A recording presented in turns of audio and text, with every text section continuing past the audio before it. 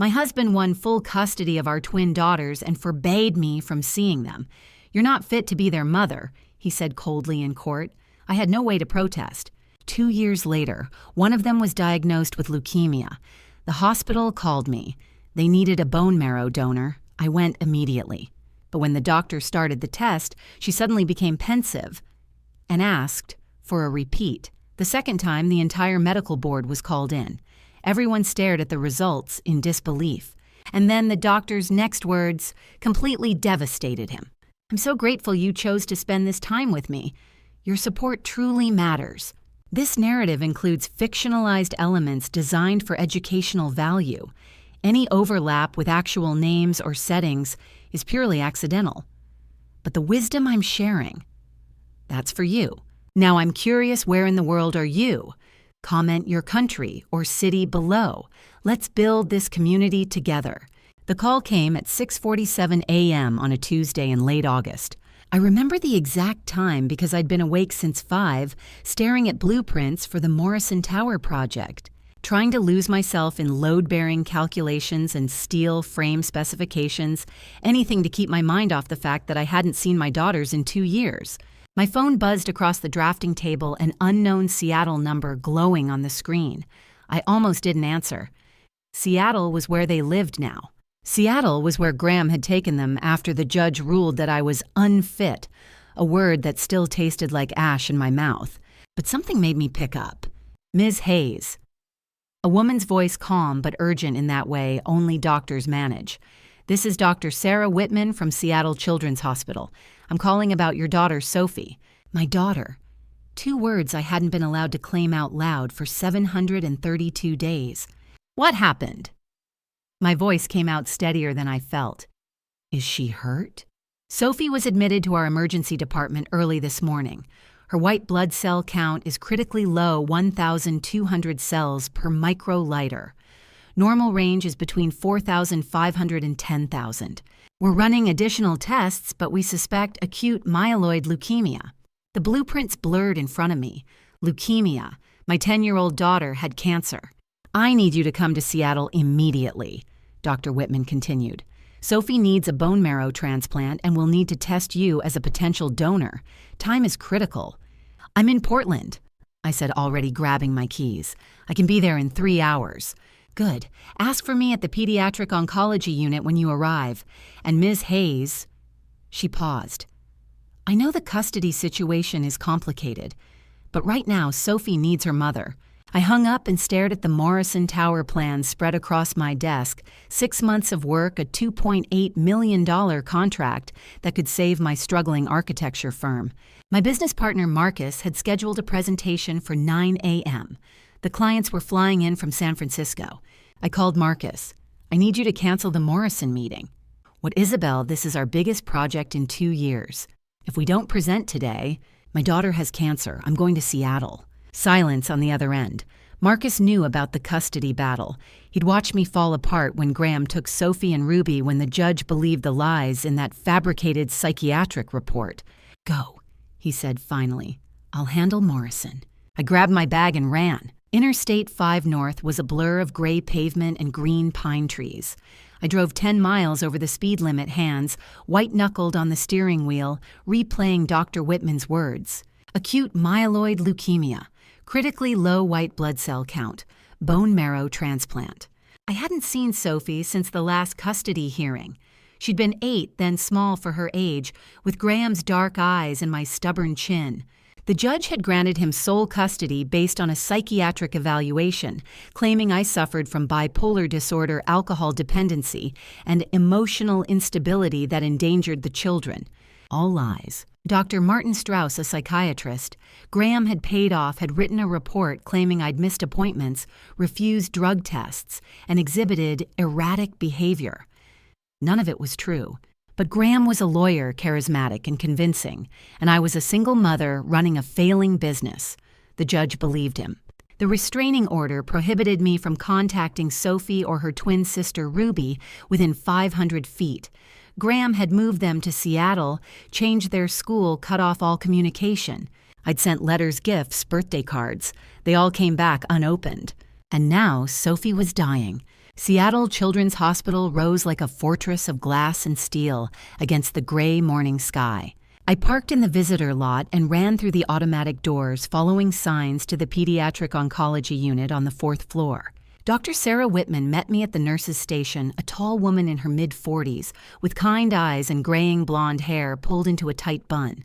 She extended her hand.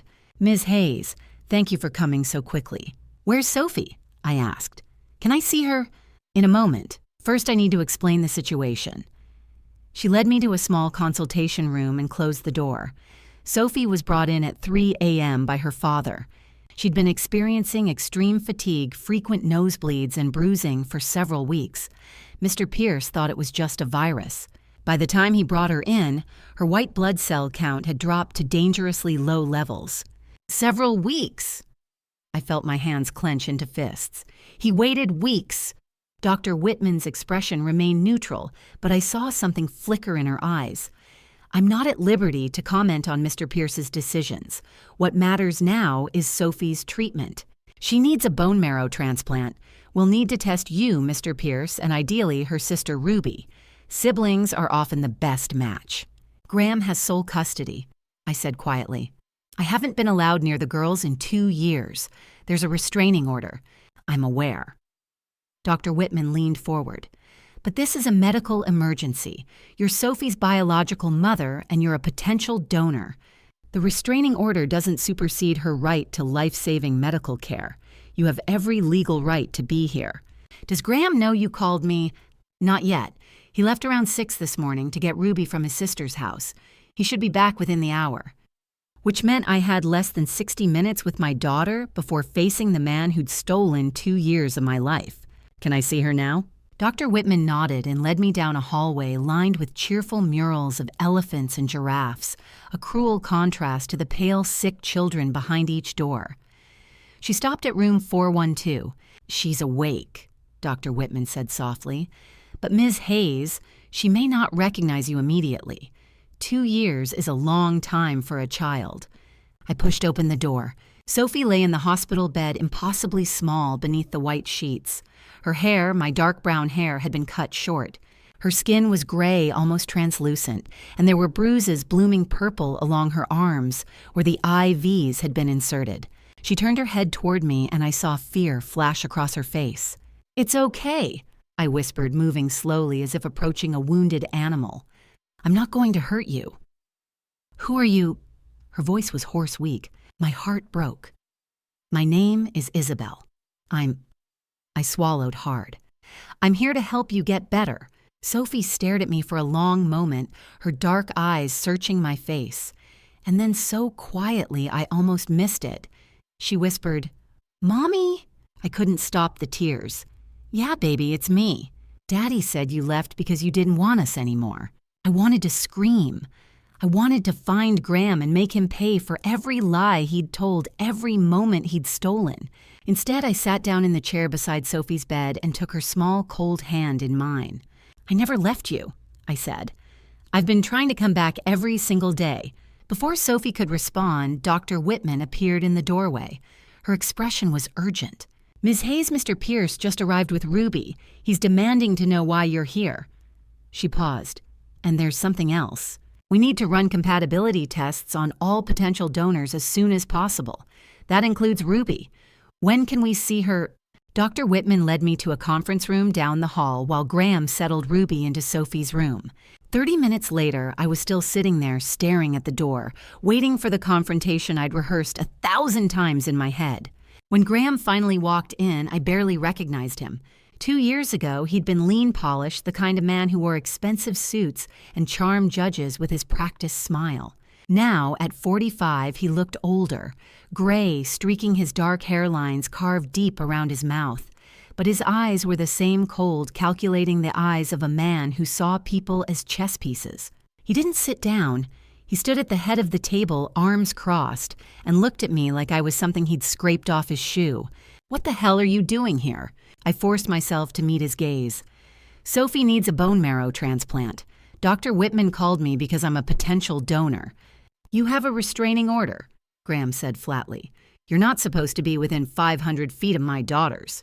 "Our daughters," I corrected. and this is a medical emergency. The restraining order doesn't apply when their lives are at stake." Graham's jaw tightened. Before he could respond, Dr. Whitman entered the room, her expression carefully neutral. "Mr. Pierce, Ms. Hayes, is correct.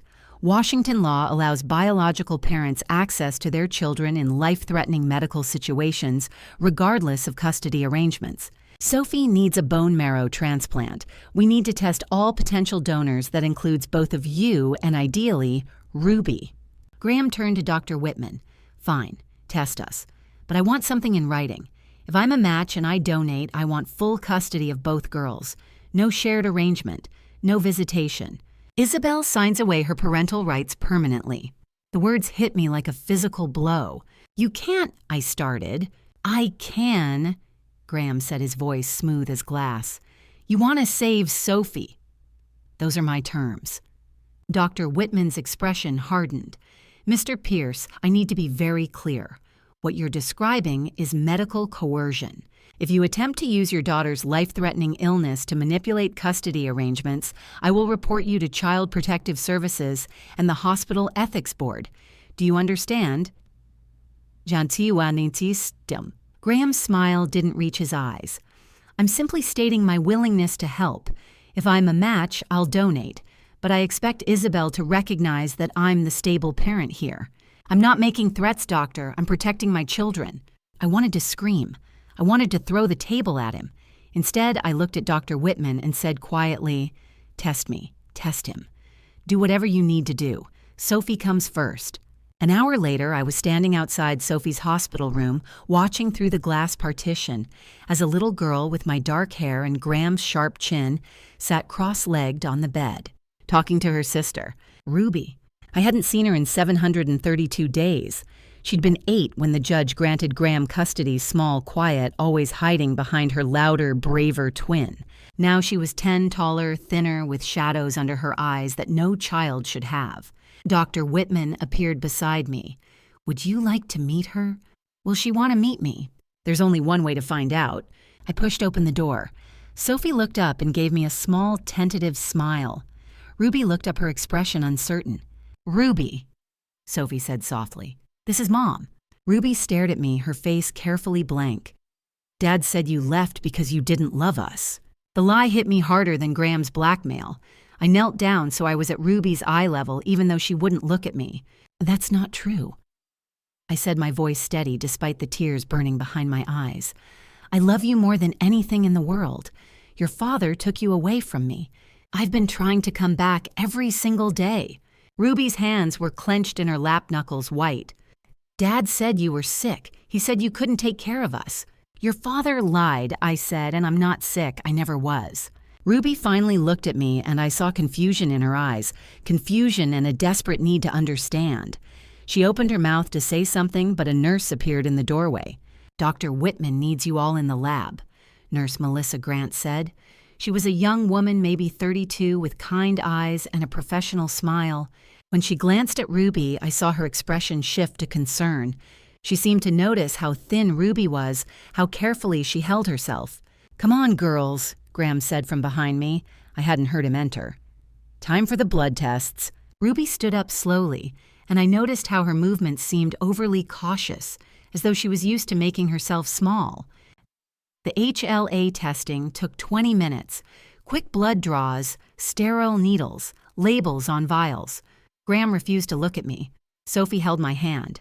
Ruby stared at the floor. Afterward, Dr. Whitman gathered us in her office and explained the transplant process. If we found a match, Sophie would undergo high-dose chemotherapy to destroy her diseased bone marrow, then receive the donor's healthy stem cells through an IV. The recovery would take months.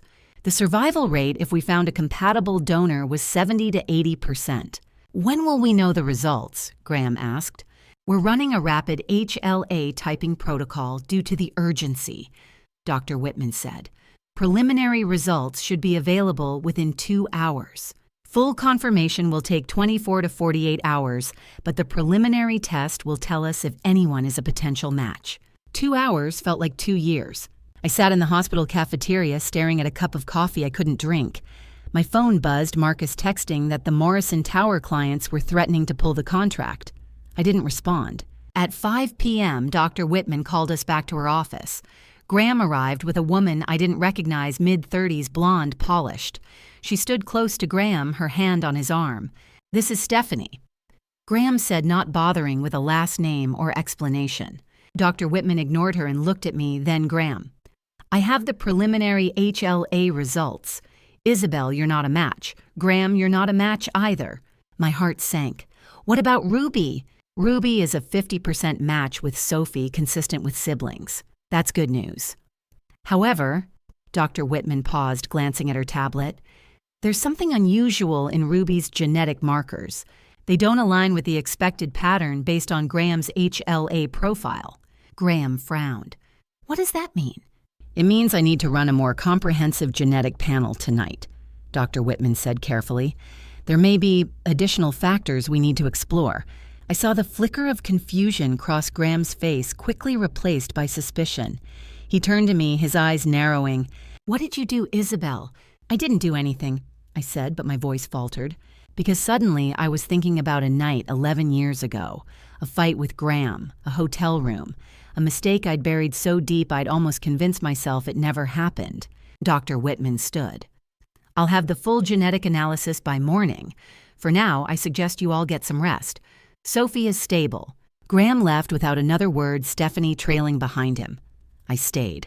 "Dr. Whitman," I said quietly, "what aren't you telling me?" She closed the office door. "Miss Hayes, there's something I need to discuss with you privately. Can we talk after dinner?" By the time Dr. Whitman called me back to her office, it was past 8 p.m. The hospital hallways were quiet, the fluorescent lights humming softly overhead. Graham had left hours ago. Sophie and Ruby were asleep in their room, monitored by night nurses. It was just me and the truth I wasn't ready to hear. Dr. Whitman's office was small, cluttered with medical journals and framed diplomas. She gestured for me to sit, then closed the door. "Ms. Hayes," I expedited the DNA analysis using a rapid PCR protocol. Under Washington emergency medical law, I'm permitted to run genetic testing without full parental consent when it's necessary to identify potential bone marrow donors for a life-threatening condition. She paused, her expression careful. "The results are complicated." My hands gripped the armrests of the chair. "Just tell me." She pulled up a file on her computer and turned the screen toward me. Charts, numbers, genetic markers I didn't understand. First, the good news. The mitochondrial DNA confirms you are the biological mother of both Sophie and Ruby. There's no question about that. And the bad news, Dr. Whitman met my eyes. Graham Pierce is not the biological father of either child. The room tilted. "What?" "The DNA analysis shows no paternal genetic match between Graham and Sophie or Ruby. He is not their father." I couldn't breathe. "That's impossible. Graham and I were together when I got pregnant. We were engaged. I didn't—" "Ms. Hayes." Dr. Whitman's voice was gentle but firm. "There's more. Sophie and Ruby have different biological fathers." The words didn't make sense. "Different fathers. They're twins." "They are," Dr. Whitman said, "but they're dizygotic twins. Fraternal, not identical. That means 2 separate eggs were fertilized. And according to the DNA analysis, those eggs were fertilized by sperm from 2 different men. How is that even possible?" "It's called heteropaternal superfecundation," Dr. Whitman said. "It's rare, occurs in about 1 in 400 twin pregnancies. It happens when a woman releases 2 eggs during the same ovulation cycle and has intercourse with 2 different men within a 24 to 48-hour window. Each egg is fertilized by a different man's sperm." My mind was racing, trying to piece together a memory I'd buried for 11 years. 11 years ago, I whispered. June 2015. Dr. Whitman waited. I closed my eyes and it all came back. Graham and I had been fighting for weeks. He wanted me to quit my job at the architecture firm, wanted me to focus on planning the wedding he'd already scheduled without asking me. He wanted control over my career, my schedule, my life. We'd had a blow-up fight on a Thursday night. I'd told him I wasn't sure about the wedding. He'd called me ungrateful, accused me of still being in love with Julian, my ex-boyfriend. He wasn't entirely wrong. The next night, Friday, I went to a company event at the Portland Art Museum.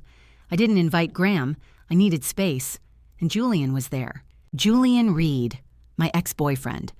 The man I'd loved before Graham, the man I'd almost married. We'd broken up 3 years earlier because I wasn't ready to settle down. He'd asked me to marry him. I'd said no. I'd chosen my career. Then I'd met Graham. Julian and I hadn't spoken in months. But that night, standing in front of a Rothko painting, drinking too much wine, we talked. About work, about life, about the choices we'd made. We ended up at his apartment. I told myself it was closure. I told myself it didn't mean anything. But when I woke up the next morning in his bed, I knew I'd made a mistake. I went back to Graham that Sunday. I apologized. I said yes to the wedding. I tried to forget Julian. 2 weeks later, I found out I was pregnant. Mrs. Hayes. I opened my eyes. Dr. Whitman was watching me carefully. I know who the other father is, I said quietly. His name is Julian Reed. Dr. Whitman nodded slowly. We'll need to contact him. If he's the biological father of one of the girls, he may be a compatible bone marrow donor. Do you know how to reach him? Yes, my voice was barely audible. He's an architect. He lives in Seattle. Can you call him tonight? I haven't spoken to him in 11 years. I understand this is difficult, Dr. Whitman said, but Sophie is running out of time. We need to test all potential donors as quickly as possible. If Julian is her biological father, he has a 50% chance of being a compatible match. That's significantly better odds than finding an unrelated donor through the registry. I thought about Julian, the man I'd loved, the man I'd hurt, the man who had no idea he might be a father. And I thought about Sophie, pale and fragile in her hospital bed, fighting for her life. I'll call him, I said. Dr. Whitman handed me a sheet of paper. Here's what you need to tell him. We need him here by Friday for HLA testing. Explain the situation as clearly as you can. And Ms. Hayes... She paused. I know this is overwhelming, but right now the most important thing is finding a donor. The rest can wait. I stood on shaking legs. What about Graham? When are you going to tell him? I'm required to inform him as the legal guardian, but given the circumstances, I wanted to speak with you first. I'll call him tomorrow morning. He's going to lose his mind. That's not your responsibility, Dr. Whitman said firmly. Your responsibility is to help save your daughter. That's all that matters right now. I walked out of her office in a daze.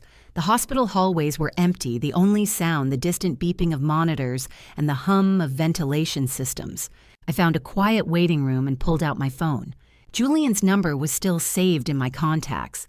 I'd never been able to delete it. I stared at the screen for a long time, my thumb hovering over the call button. What was I supposed to say? Hi, it's Isabel. Remember that night 11 years ago? Turns out one of my daughters might be yours. Also, she has leukemia. Can you come to Seattle? I pressed call. The phone rang once, twice, 3 times. Then a voice I hadn't heard in over a decade. Hello. Julian, I said, my voice breaking. It's Isabel. I need your help. There was a long pause on the other end. I could hear his breathing steady and calm the way it always was. Finally, he spoke. Isabel, is that really you? Yes, I'm sorry to call like this. I know it's been years and I have no right to ask you for anything, but... My voice cracked. Something's happened. Something terrible. And I don't know who else to turn to. Are you okay? The concern in his voice was immediate, genuine. That was Julian always putting others first, even after all this time. I'm not hurt, I said quickly. But Julian, I have twin daughters. They're 10 years old, and one of them, Sophie, she has leukemia. She needs a bone marrow transplant. Another pause. I could almost see him processing this information, trying to make sense of it. I'm so sorry, he said finally. That's devastating. But Isabel, why are you calling me? I closed my eyes. This was the hardest part. Because the hospital ran DNA tests to find potential donors, and they discovered something. Julie and the twins, they have different biological fathers. It's rare, but it happens. And one of them, I took a breath. One of them might be yours. The silence on the other end stretched so long I thought he'd hung up. Julian, I'm here. His voice was quiet, stunned. You're saying I might have a daughter? Yes, from that night 11 years ago, June 2015. I didn't know. I swear I didn't know until today. And she has leukemia. Yes, she needs a bone marrow transplant and you might be a match. The doctors say if you're her biological father, you have a 50% chance of being compatible. Julian. I know this is a lot to ask. I know I have no right. But will you come to Seattle? Will you get tested? The pause that followed felt like an eternity. Then Julian said, "When do you need me there?" "By Friday morning for HLA testing." "I'll be there tomorrow," he said immediately. 10 a.m. Seattle Children's Hospital. "Yes, Julian the First. We'll talk when I get there." He interrupted gently. "Right now what matters is that little girl. She needs help. I'll be there." "Thank you," I whispered. "Isabel," he said, his voice soft. "You don't have to thank me. If she's mine, if there's even a chance I want to help." I hung up and sat there in the empty waiting room, tears streaming down my face. Tomorrow, Julian would walk back into my life. Tomorrow, I would face the consequences of a night I'd tried to forget for 11 years. But tonight, for the first time since Dr. Whitman's call, I felt a flicker of hope. Sophie might have a chance. By the time Wednesday morning arrived, I'd been awake for 26 hours straight. I sat in the hospital cafeteria, nursing a cup of cold coffee, watching the clock tick toward 10 a.m. Julian would be here any minute. The man I hadn't seen in 11 years. The man who might be Sophie's father. Last night's phone call replayed in my head on an endless loop. "Julian, it's Isabel. I need your help."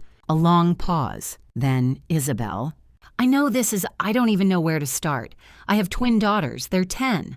One of them has leukemia. She needs a bone marrow transplant, and My voice broke. "There's a chance you might be her biological father." Another pause, longer this time. "What?" "I found out yesterday. The DNA test showed..." I couldn't finish. "I'll be there tomorrow morning," Julian said quietly. 10 a.m. Seattle Children's Right. "You don't have to..." "Yes, I do." And now it was 9:58, and I was about to face the consequences of a mistake I'd made 11 years ago. At exactly 10 a.m., I saw him walk through the cafeteria entrance. Julian Reed, 42. Now with the same dark brown hair I remembered, though there were streaks of silver at his temples that hadn't been there before. He was taller than Graham, broader in the shoulders, wearing jeans and a navy sweater instead of the expensive suits Graham favored.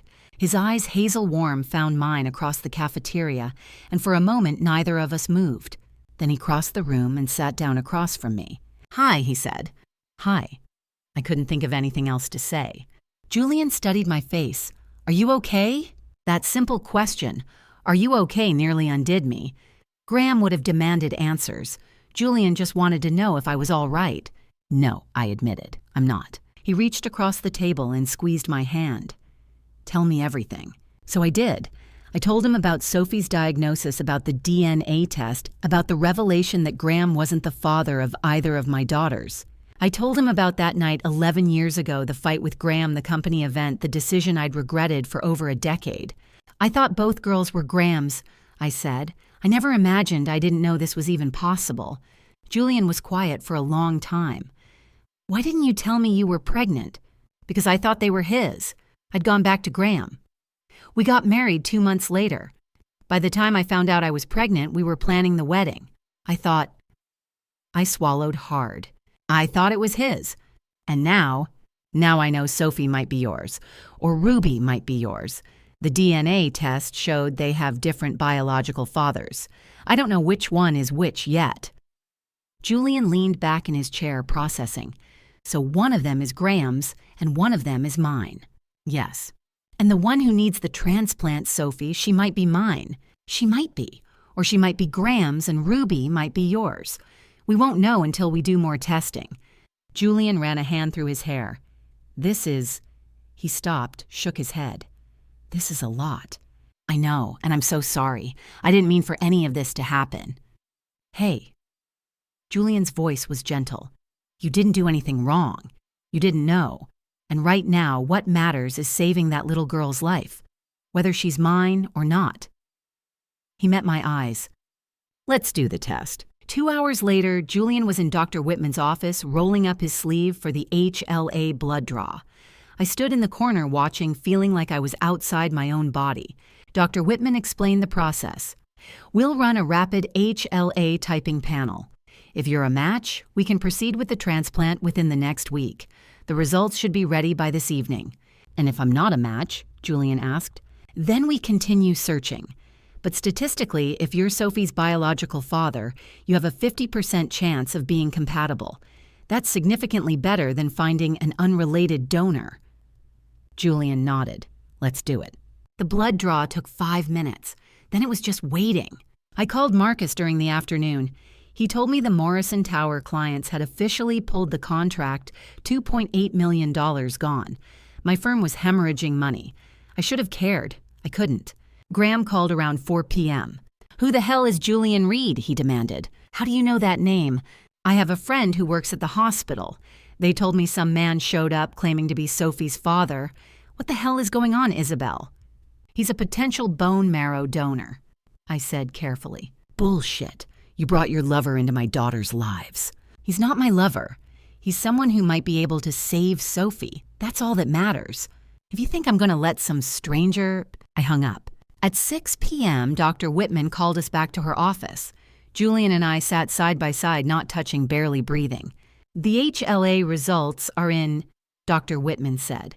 Julian, you're a 5 out of 10 match with Sophie. That's haploidentical typical for a parent-child relationship. It's compatible for transplant. I felt tears streaming down my face. Julian exhaled slowly. So I'm her father, he said quietly. The DNA confirms it, Dr. Whitman said. You're Sophie's biological father. Julian looked at me. Can I meet her? At 9 p.m., Dr. Whitman led Julian to Sophie's room. Ruby had been moved to a separate room for the night, so Sophie was alone. I went in first. Sophie, honey, there's someone I want you to meet.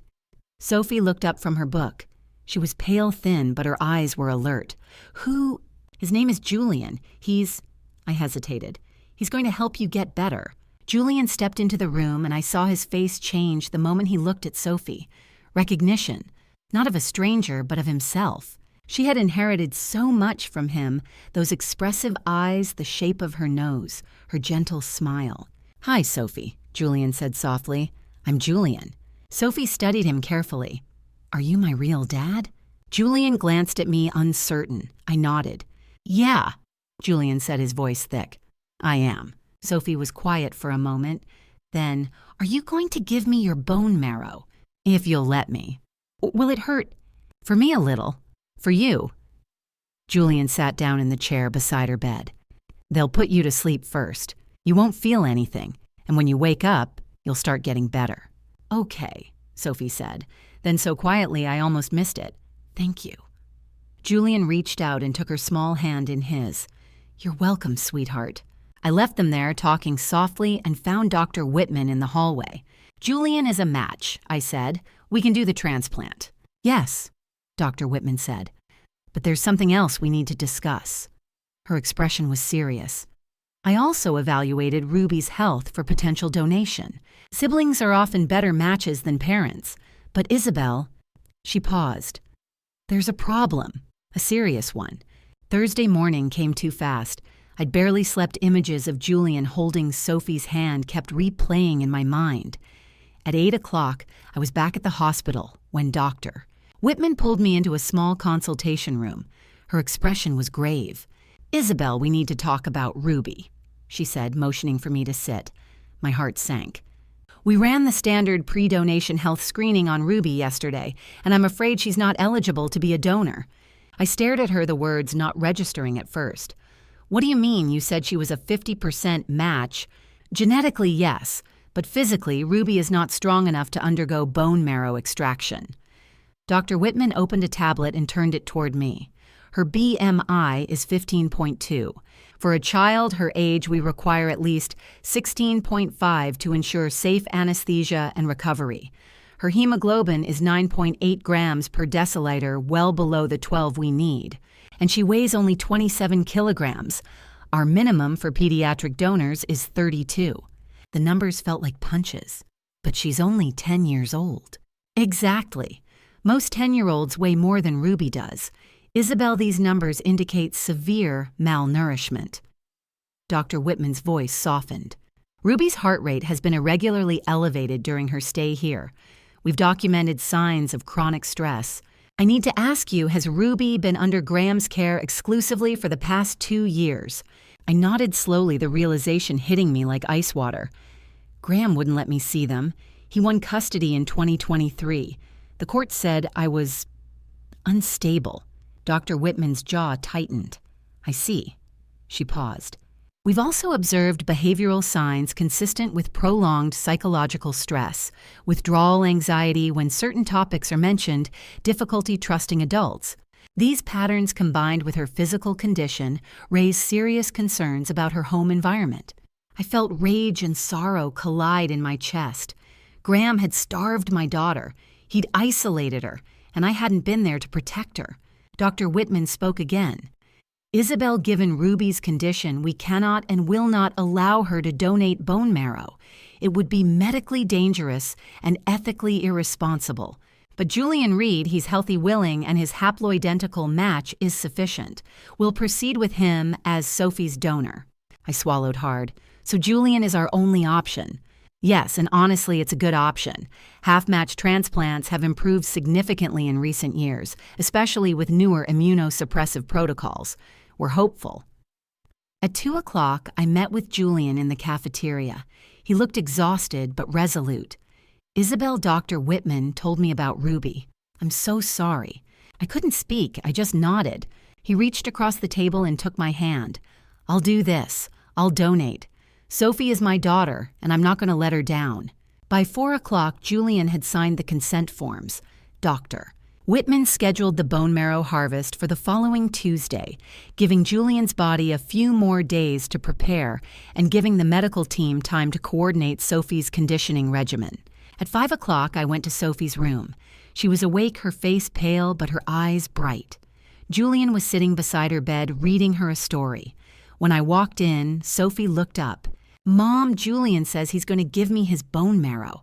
She said, her voice small and hopeful. Does that mean he's really my dad and he's going to save me? I smiled through tears. Yes, sweetheart, he is. But even as I said it, my phone buzzed in my pocket. 2 emails. The first was from Graham. Stop interfering. Ruby belongs with me. If you try to challenge custody again, I will destroy you in court. The second was from someone I hadn't heard from in over a decade, Patricia Lawson, family law attorney. The subject line read, "We need to talk." I opened it. Isabel, I've been following your case for 2 years. If you need legal help with Graham, call me. I think we can win this. I looked at Julian, then at Sophie, then back at my phone. Marcus had texted me earlier the Morrison Tower project was in jeopardy, and without new funding, Hayes and Morrison Architecture would collapse within 3 weeks. Everything was falling apart, and everything was just beginning. Friday morning, I met Patricia Lawson at a small cafe 2 blocks from the hospital. I hadn't slept. Graham's threat echoed in my head, but so did Patricia's words. I think we can win this. I needed to believe her. Patricia was already there, sitting in a corner booth with a leather briefcase open beside her. She looked exactly as I'd imagined, sharp gray suit, steel-rimmed glasses, and an expression that said she'd seen every dirty trick in the book and knew how to counter them all. She stood when I approached, extending a firm hand. Isabel Hayes, I've been waiting to meet you for 2 years. I sat down, my hands shaking around my coffee cup. You said you've been following my case. Why? Patricia leaned forward. Because I knew something was wrong. In 2023, Graham Pierce filed for sole custody of your daughters. The cornerstone of his case was a psychiatric evaluation by Dr. Martin Strauss, who declared you unfit to parent due to severe depression and emotional instability. She paused. But doctor, Strauss had his medical license revoked in 2022, a full year before he wrote that report. I stared at her. What? Strauss was stripped of his license by the Washington State Medical Quality Assurance Commission for professional misconduct and fraudulent billing. His evaluations carry no legal weight. The report Graham used to take your children away is worthless. My breath caught. Then why did the court accept it? Because no one checked. Graham's attorney buried the report in a stack of paperwork, and your public defender didn't have the resources to investigate. I've been digging for 6 months, Isabel. I have copies of Strauss's revocation order disciplinary records and correspondence showing Graham paid him under the table. I felt tears burn behind my eyes. He stole my daughters with a lie. Yes, and we're going to prove it. Patricia pulled out a folder. We're filing an emergency motion to modify custody based on 2 grounds: fraud upon the court and evidence of child abuse. Ruby's medical records from Seattle Children's Hospital document 14 unexplained bruises, over 18 months severe malnourishment, and signs of chronic psychological trauma. That's more than enough. At 11 o'clock, I signed the retainer agreement. Patricia's fee was steep $300 an hour, but she waived off my concern. We'll discuss payment later. Right now, we need to move fast. By 1 o'clock, Patricia had brought in reinforcements. Frank Bishop was a private investigator in his late 40s, with a weathered face and eyes that missed nothing. He sat across from us in Patricia's downtown Seattle office, a notepad in hand. "Mrs. Hayes," he said, his voice gravelly but kind, "I need you to tell me everything about Graham Pierce, where he works, who he associates with his finances, his habits, anything that might give us leverage." I told him what I knew. Graham was a corporate lawyer at Cross and Hamilton, one of Seattle's top firms. He'd always been controlling, obsessive about appearances, and ruthless when he didn't get his way. He'd taken Ruby after the custody ruling and cut off all contact with me, claiming I was a danger to the girls. Frank took notes, nodding occasionally. "Give me 3 days. I'll find everything Graham's been hiding." At 4 o'clock, Patricia asked the question I'd been dreading. "Isabel, I need to know the full story about Sophie's biological father. You said in your email that Julian Reed is donating bone marrow. Is he Sophie's father?" I nodded slowly. "Yes, Julian and I were together before I married Graham. We broke up, and a few weeks later, I slept with both of them within 2 days. I didn't know about the twins' different fathers until this week." Patricia's expression didn't change. "Does Graham know?" "No. He thinks both girls are his. He doesn't know about the DNA test." Patricia folded her hands. "He will, and when he does, he's going to use it against you. He'll claim you committed adultery, lied about paternity, and deceived him for 11 years. It's going to get ugly." "But I didn't lie," I said, my voice breaking. "I didn't know." "I believe you, but Graham won't care. He'll twist it however he can." Patricia leaned back. "That said, we have a counter-argument. Julian is stepping up to save Sophie's life. He's acting as a responsible father. Meanwhile, Graham has abused Ruby-forged medical documents and committed fraud. We can frame this as a story of redemption versus cruelty." I swallowed hard. "Will it be enough?" "It has to be." At 6 o'clock, I called my sister Laura for the first time in 5 years. She answered on the 3rd ring, her voice cautious. "Isabel. Laura, I need help." I told her everything: Sophie's leukemia, the DNA twist, Graham's abuse, the custody fight. By the end, I was crying. There was a long silence. Then Laura said, "I'm coming to Seattle. I'll be there by tomorrow night." "Thank you," I whispered. At 7:30, Marcus called. "Isabel, I hate to do this now, but Hayes and Morrison has 2 weeks left. We've lost the Morrison Tower contract and our creditors are closing in. If we don't find a way to stabilize, we're done." I closed my eyes. "I know, I'll figure something out." But I had no idea how. At 8 o'clock, my phone rang again. Dr. Sarah Whitman. My heart lurched. "Isabel, I need to talk to you about Sophie." Her voice was urgent. "Her white blood cell count has dropped to 800. We can't wait any longer. We need to move the transplant up to tomorrow morning, Saturday, 9 a.m. Is Julian ready?" I looked at Patricia, who was watching me intently. "Yes," I said. "He's ready." "Good. Tell him to be here by 7 a.m. for pre-op. We're running out of time." When I hung up, Patricia said quietly, "This is it, Isabel. Everything's happening at once." I nodded. Tomorrow, Julian would save Sophie's life. And next week, I would fight to save Ruby's. I just hoped I was strong enough for both. Saturday began with a code blue. At 6:07 in the morning, Sophie's heart rate dropped to 45 beats per minute. By the time I reached her room, alarms were screaming, and Doctor Whitman was already there, barking orders to the crash team. "Atropine 0.5 milligrams IV push," she snapped. A nurse jabbed a syringe into Sophie's IV line. I stood frozen in the doorway, watching my daughter's pale face, her chest barely moving. "Come on, Sophie," Dr. Whitman murmured, fingers on her wrist. "Come on." 30 seconds. A minute. Then Sophie's eyelids fluttered and the monitor beeped 60 beats per minute. 70. 80. Dr. Whitman exhaled. "She's back. Severe bradycardia, likely from electrolyte imbalance. We'll correct it before surgery." She looked at me. "Isabel, she's stable. Julian is prepping now. We're still on schedule." I nodded, unable to speak. At 7 o'clock, I watched Julian being wheeled into the operating room. He'd arrived at 6:30, calm and resolute, even though I knew he was terrified. Before they took him in, he squeezed my hand. "I've got her," he said. "I won't let her down." I wanted to say something, "Thank you, I'm sorry, I love you," but all I managed was a nod. The bone marrow extraction took 2 hours. I sat in the surgical waiting room, my sister Laura beside me. She'd arrived late Friday night, true to her word, and had barely left my side since. She didn't say much, just held my hand and brought me terrible hospital coffee. At 9:30, Dr. Whitman emerged, still in surgical scrubs. "The harvest went perfectly. We retrieved enough marrow for the transplant. Julian's in recovery, he'll be sore for a few days, but he's fine. And Sophie, we've already infused the marrow. She's being moved to the ICU now." Dr. Whitman's expression softened. "Isabel, this is the easy part. The hard part is waiting for engraftment for the new cells to take root and start producing blood. It'll take 10 to 14 days minimum. If her white count starts rising, we'll know it's working. And if it doesn't, let's not go there yet." At 11 o'clock, I was allowed into the ICU.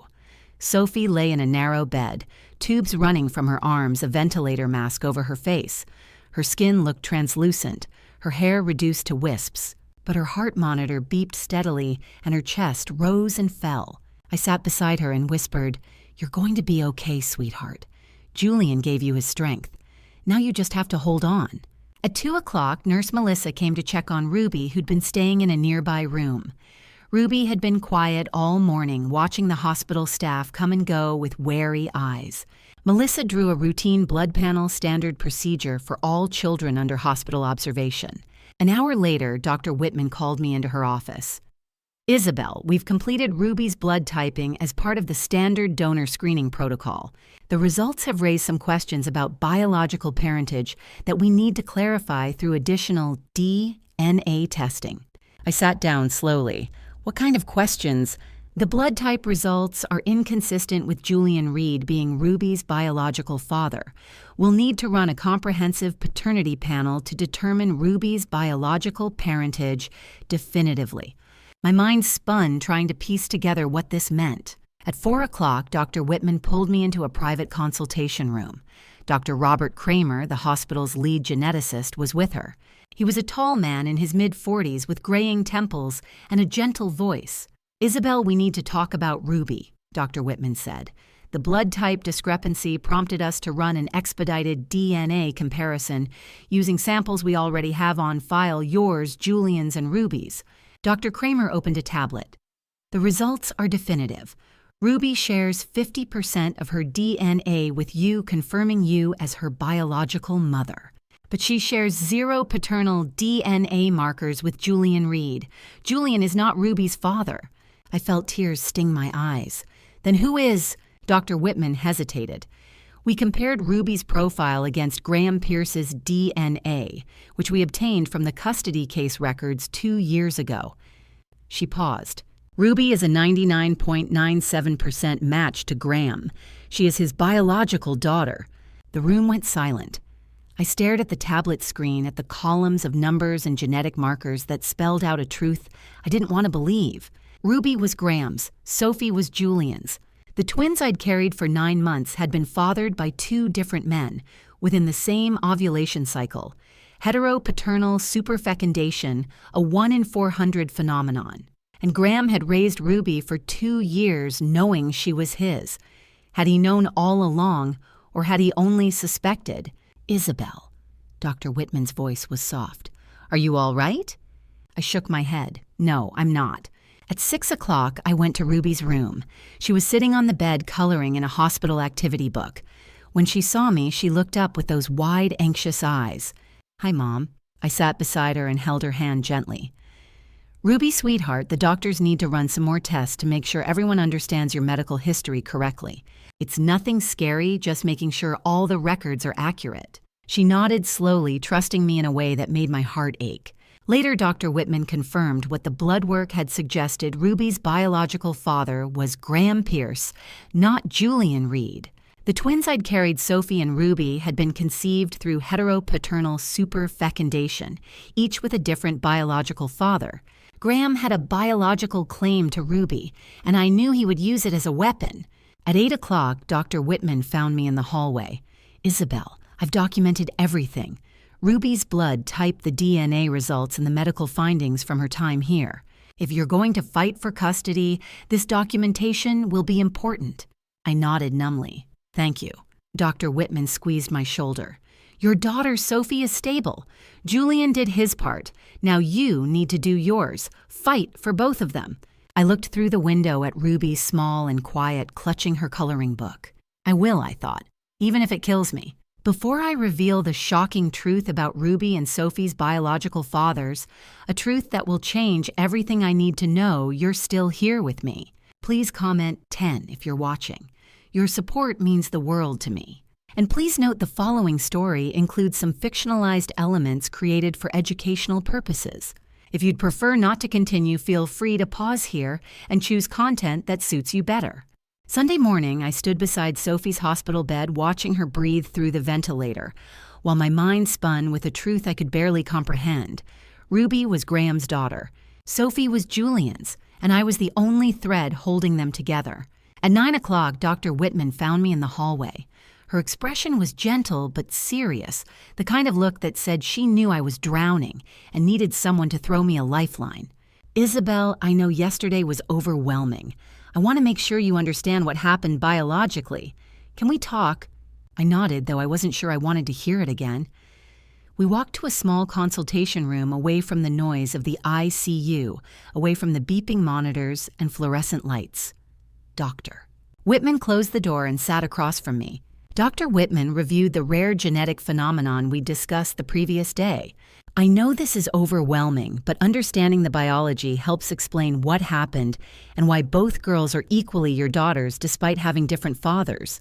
I stared at her, the words washing over me like cold water. 2 eggs, 2 men, 2 fathers. "I didn't know," I whispered.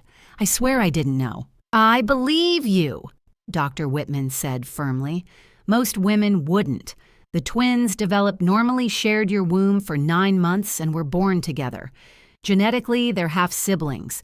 Emotionally, they're sisters. Isabel, this isn't your fault. It's biology." But it didn't feel like biology. It felt like a bomb that was about to destroy everything. At 10:30, I called Patricia from the hospital chapel, a quiet room with stained glass windows and empty pews. My voice shook as I told her everything: the DNA test, the blood type mismatch, Graham being Ruby's biological father. There was a long silence on the other end. Then Patricia said, "This changes everything." "I know." "Graham has a legal claim to Ruby," Patricia said carefully. "As her biological father, he can petition for custody modification. And given that he already has sole custody from the 2023 ruling, a judge may side with him, especially if he argues that Ruby should remain with her biological father.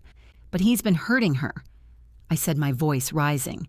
"You saw the medical records, the concerning patterns documented by multiple healthcare providers over 18 months. The weight loss, the signs of chronic stress. He's been neglecting her, Patricia." "I know, and that's our leverage. But Isabel, we need hard evidence, something undeniable. Frank is working on it, but we're running out of time. Graham will move fast once he knows about the DNA results. He doesn't know yet, not officially, but he will. The hospital is legally required to share Ruby's medical records with him as her custodial parent. Under HIPAA, they have no choice. It's only a matter of hours." My stomach twisted. "What do we do?" "We prepare. I'm calling Frank. We need everything: bank records, emails, medical reports. Anything that proves Graham is unfit. And Isabel, you need to be ready. When Graham finds out, he's going to come after you with everything he has." At 2 o'clock, my phone rang. It was Dr. Whitman. Her voice was tight with controlled anger. Isabel Graham Pierce just called the hospital. He's demanding access to Ruby's full medical file, including the DNA test results. I tried to delay, but under HIPAA, he has the right as her legal guardian. My stomach dropped. Did you tell him? I had no choice. I summarized the findings. Ruby is not biologically related to Julian Reed, and DNA testing confirms a 99.97% match between Ruby and Graham Pierce. What did he say? Dr. Whitman's voice was cold. He said, and I quote, "Ruby is my daughter. Isabel lied for 10 years. I want full custody." He's filing an emergency motion tomorrow morning. I hung up and sank into a chair. This was it. The war had officially begun. At 6 o'clock, I went to Ruby's room. She was sitting cross-legged on the bed playing a game on a borrowed tablet. When she saw me, she set it aside. "Hi, Mom." I sat beside her, forcing myself to smile. "Hi, sweetheart. How are you feeling?" "Okay, I guess." She picked at the edge of her blanket. Her fingers were too thin, and I noticed how carefully she moved as though expecting pain. "Mom, why does Dad not like you?" The question hit me like a fist. "Ruby, it's complicated. He says you left us. He says you didn't want us anymore." I took her hands, holding them gently. "Ruby, that's not true. I've wanted you and Sophie every single day for the past 2 years. Your father took you away from me, and the court said I couldn't see you. But I never stopped loving you. Not for 1 second." Her eyes filled with tears. "Then why can't we just be a family, you and me and Sophie?" "We are a family," I said, my voice breaking. "No matter what happens, you and Sophie are sisters. You're twins. Nothing will ever change that." She leaned into me, and I held her, feeling her small body relax against mine. At 7:30, Julian called. "Isabel, how's Sophie doing?" "Ήταν wires adiant? Stable. We're waiting for the engraftment to take hold. It could be another week before we know for sure." "And Ruby, is she okay? When I visited yesterday, she seemed withdrawn." I hesitated. Julian didn't know yet. He didn't know that Ruby wasn't his daughter, that the DNA test had revealed a truth none of us had anticipated. "Julian, there's something I need to tell you. Can we talk in person tomorrow?" "Is it bad?" "It's complicated." There was a pause. "Okay, I'll come by the hospital in the morning." At 8 o'clock, Marcus called. "Isabel, I hate to pile on, but we're down to 10 days. Hayes and Morrison is bleeding money. If we don't find an investor or a miracle client, we're filing for bankruptcy by the end of next week." I closed my eyes. "I'll figure something out, Marcus, I promise." But I had no idea how. At 10 o'clock, I was sitting in the hospital cafeteria with Patricia. She'd driven up from her office to meet me in person when her phone rang. She answered, listened for a moment, then looked at me. "It's Frank." She put the phone on speaker. Frank Bishop's gravelly voice filled the space between us. "Patricia, I've got something. It took some digging, but I found it." "What did you find?" Patricia asked. "Graham Pierce isn't just neglectful. I've got bank records showing he siphoned money from a fundraiser for Sophie's cancer treatment, over $285,000. And I've got emails between Graham and a woman named Stephanie Cole discussing financial matters and references to managing the situation with Isabel." My blood turned to ice. "There's more," Frank continued. "I found medical records showing Ruby was seen at 3 different emergency rooms over 18 months. The records show a pattern, each visit at a different facility. Different explanations for injuries, but notation from providers about inconsistencies. Graham was strategic. He made sure no single hospital saw the full pattern." Patricia leaned forward. "Frank, can you document all of this in a formal report? I need 48 hours. I want to make sure everything's airtight. But Isabel, this is significant. If we can present this to a judge, Graham Pierce won't just lose custody. He'll face serious legal consequences." Patricia ended the call and looked at me. "We're going to win this, Isabel. We just need to hold on a little longer." I nodded, but I couldn't speak. All I could think about was Ruby, tiny, fragile Ruby, who'd been living with a man who saw her as property for 2 years. And I hadn't been there to protect her. Monday morning, Emily Richardson from Child Protective Services arrived at the hospital at 9 o'clock. She was a calm professional woman in her mid-40s who carried a leather binder and introduced herself with quiet authority. "Mrs. Hayes, I'm here to conduct a welfare assessment for Ruby Hayes," she said. "The hospital has flagged concerns about severe malnourishment and signs of prolonged stress. Per Washington state protocol, I'll need to interview Ruby to understand her living situation." My stomach twisted. Will I be able to be there? Washington law requires these interviews be conducted privately to ensure the child feels safe to speak freely, Emily explained gently. "A trained child advocate will be present and the interview will be recorded for documentation purposes only." I nodded slowly, understanding the necessity even as every maternal instinct screamed to stay with Ruby. Emily led Ruby to a specialized interview room on the hospital's 3rd floor, a space designed to look comfortable rather than clinical, with soft lighting and child-friendly furniture. I waited in the hallway with Dr. Whitman, watching the clock crawl forward. 9:30 became 10 o'clock, then 10:30. An hour and 20 minutes later, Emily emerged. Her face was carefully composed, but I saw concern in her eyes. "Mrs. Hayes, we need to speak," she said quietly. We moved to a private consultation room. Emily opened her binder. "Based on Ruby's statements and the medical evidence, I'm making a finding of child neglect and psychological harm." Emily said, her voice steady.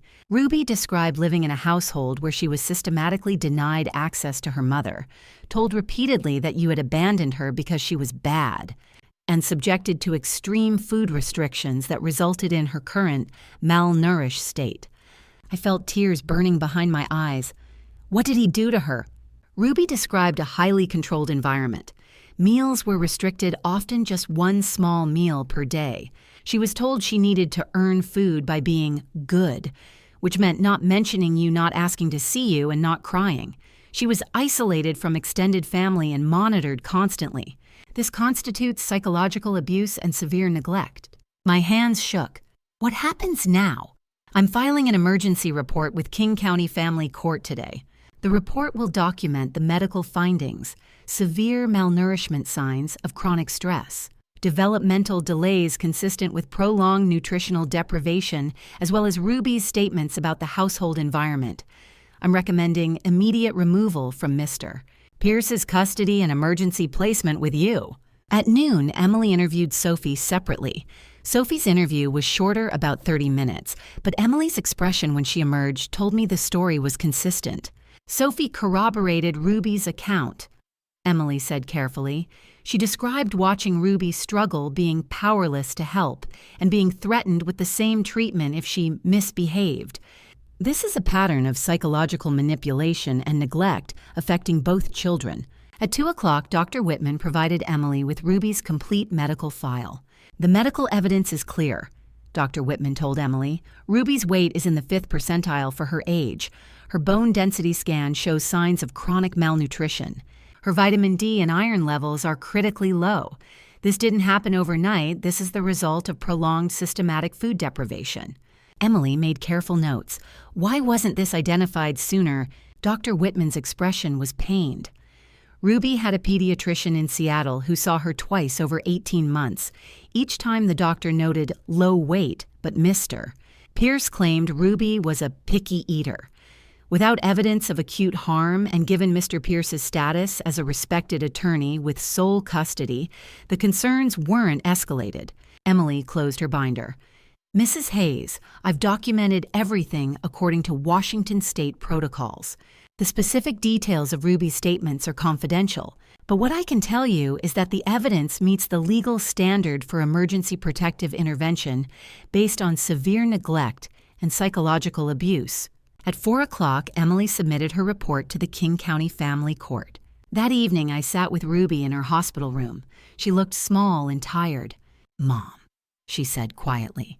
"That lady Emily, she asked me a lot of questions about living with Dad. I told her the truth. Was that okay?" I pulled her close. "Yes, sweetheart, telling the truth is always okay. You were so brave." Ruby was silent for a long moment. Then, "I'm hungry all the time, Mom. Even here, even when I eat. It's like my stomach forgot how to feel full. My heart shattered. We're going to fix that, baby. I promise. You'll never be hungry again." The next morning, Judge Harold Bennett issued an emergency protection order. Graham Pierce was barred from all contact with Ruby and Sophie effective immediately. Temporary custody was transferred to me pending a full evidentiary hearing within 14 days. Patricia called me with the news. "Isabel, you've got them back, both of them. The court found sufficient cause based on the CPS report and medical evidence." I broke down sobbing in the hospital hallway. At 6 o'clock Tuesday evening, hospital security alerted Patricia that Graham Pierce had been observed in the main lobby attempting to access the pediatric floor. Patricia immediately contacted Seattle police. Mr. Pierce was informed of the emergency protection order and escorted from the premises, the security director reported. He made statements about his rights as a father but left when police were called. Patricia documented everything. "Every violation strengthens our case." That night, Ruby slept in the hospital bed beside mine for the first time in 2 years. Through the window, I could see Sophie's room, her silhouette peaceful. They were safe. Finally, they were safe. The custody hearing was in 6 days, and this time the truth would win. Wednesday evening, I sat in King County Family Court for the emergency custody hearing. Patricia sat beside me, her case file organized with precision. Judge Harold Bennett entered, and the courtroom rose. "Ms. Lawson, you filed an emergency petition to modify custody based on child neglect. Present your evidence." Patricia stood. "Your Honor, I'm presenting evidence of severe child neglect by Graham Pierce against his daughter, Ruby Hayes. The evidence includes a Child Protective Services report medical documentation of severe malnourishment and expert testimony." She handed a binder to the court. Patricia handed a binder to the court. Ruby Hayes was in her father's custody for 2 years. During that time, comprehensive medical testing revealed critical malnutrition weight in the 5th percentile bone density loss and vitamin deficiencies consistent with chronic food deprivation. Judge Bennett reviewed the documents, his expression darkening. Alan Cross, Graham's attorney, stood. "Your Honor, these are concerning health issues, but my client maintains Ruby is a picky eater. He's done his best as a single father." Patricia's voice was sharp. "Your Honor, picky eater doesn't explain systematic malnutrition over 18 months. We have testimony from Ruby herself describing food restriction as punishment meals withheld as discipline and constant hunger." Emily Richardson took the stand. "Ms. Richardson, what did you find in your investigation?" Patricia asked. "I conducted a forensic interview with Ruby Hayes on September 4th, following Washington protocols. Ruby described a household environment characterized by extreme control isolation from her mother and extended family and food restriction. She stated that meals were conditional, given only when she behaved, which meant not asking about her mother. What was the medical evidence? Ruby's medical records show progressive weight loss over 18 months. Her current weight is 27 kilograms, significantly below the 32 kilogram minimum for a healthy 10-year-old. Blood tests show vitamin D deficiency, low iron, and hormonal imbalances consistent with starvation. Alan Cross cross-examined. "Isn't it possible Ruby simply has a small appetite?" Emily remained calm.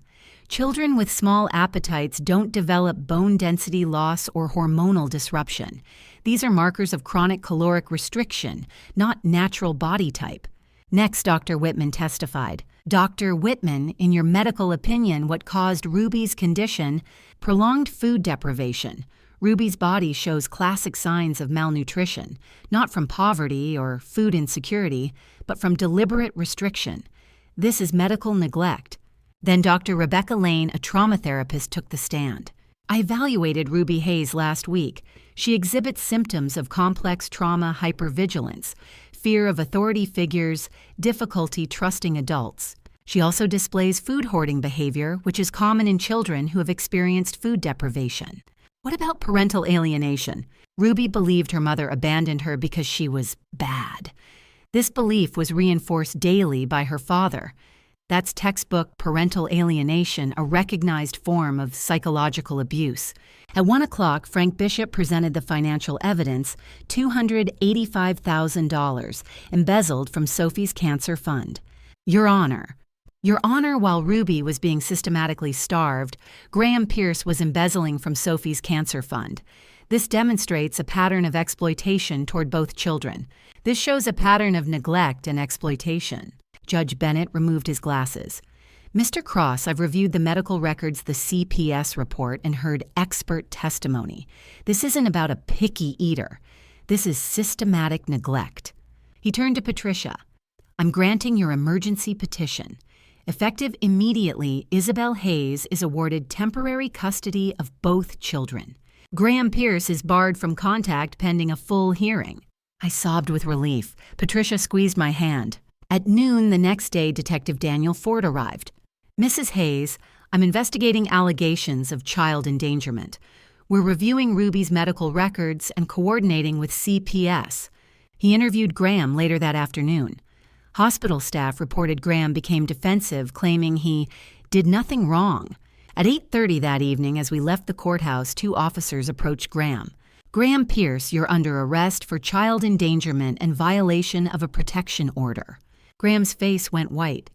This is ridiculous. I'm her father. You were observed at the hospital last night in violation of the court order. You have the right to remain silent. Graham was led away in handcuffs. On Thursday, Patricia called. Graham posted bail, but he's restricted from coming near you or the girls.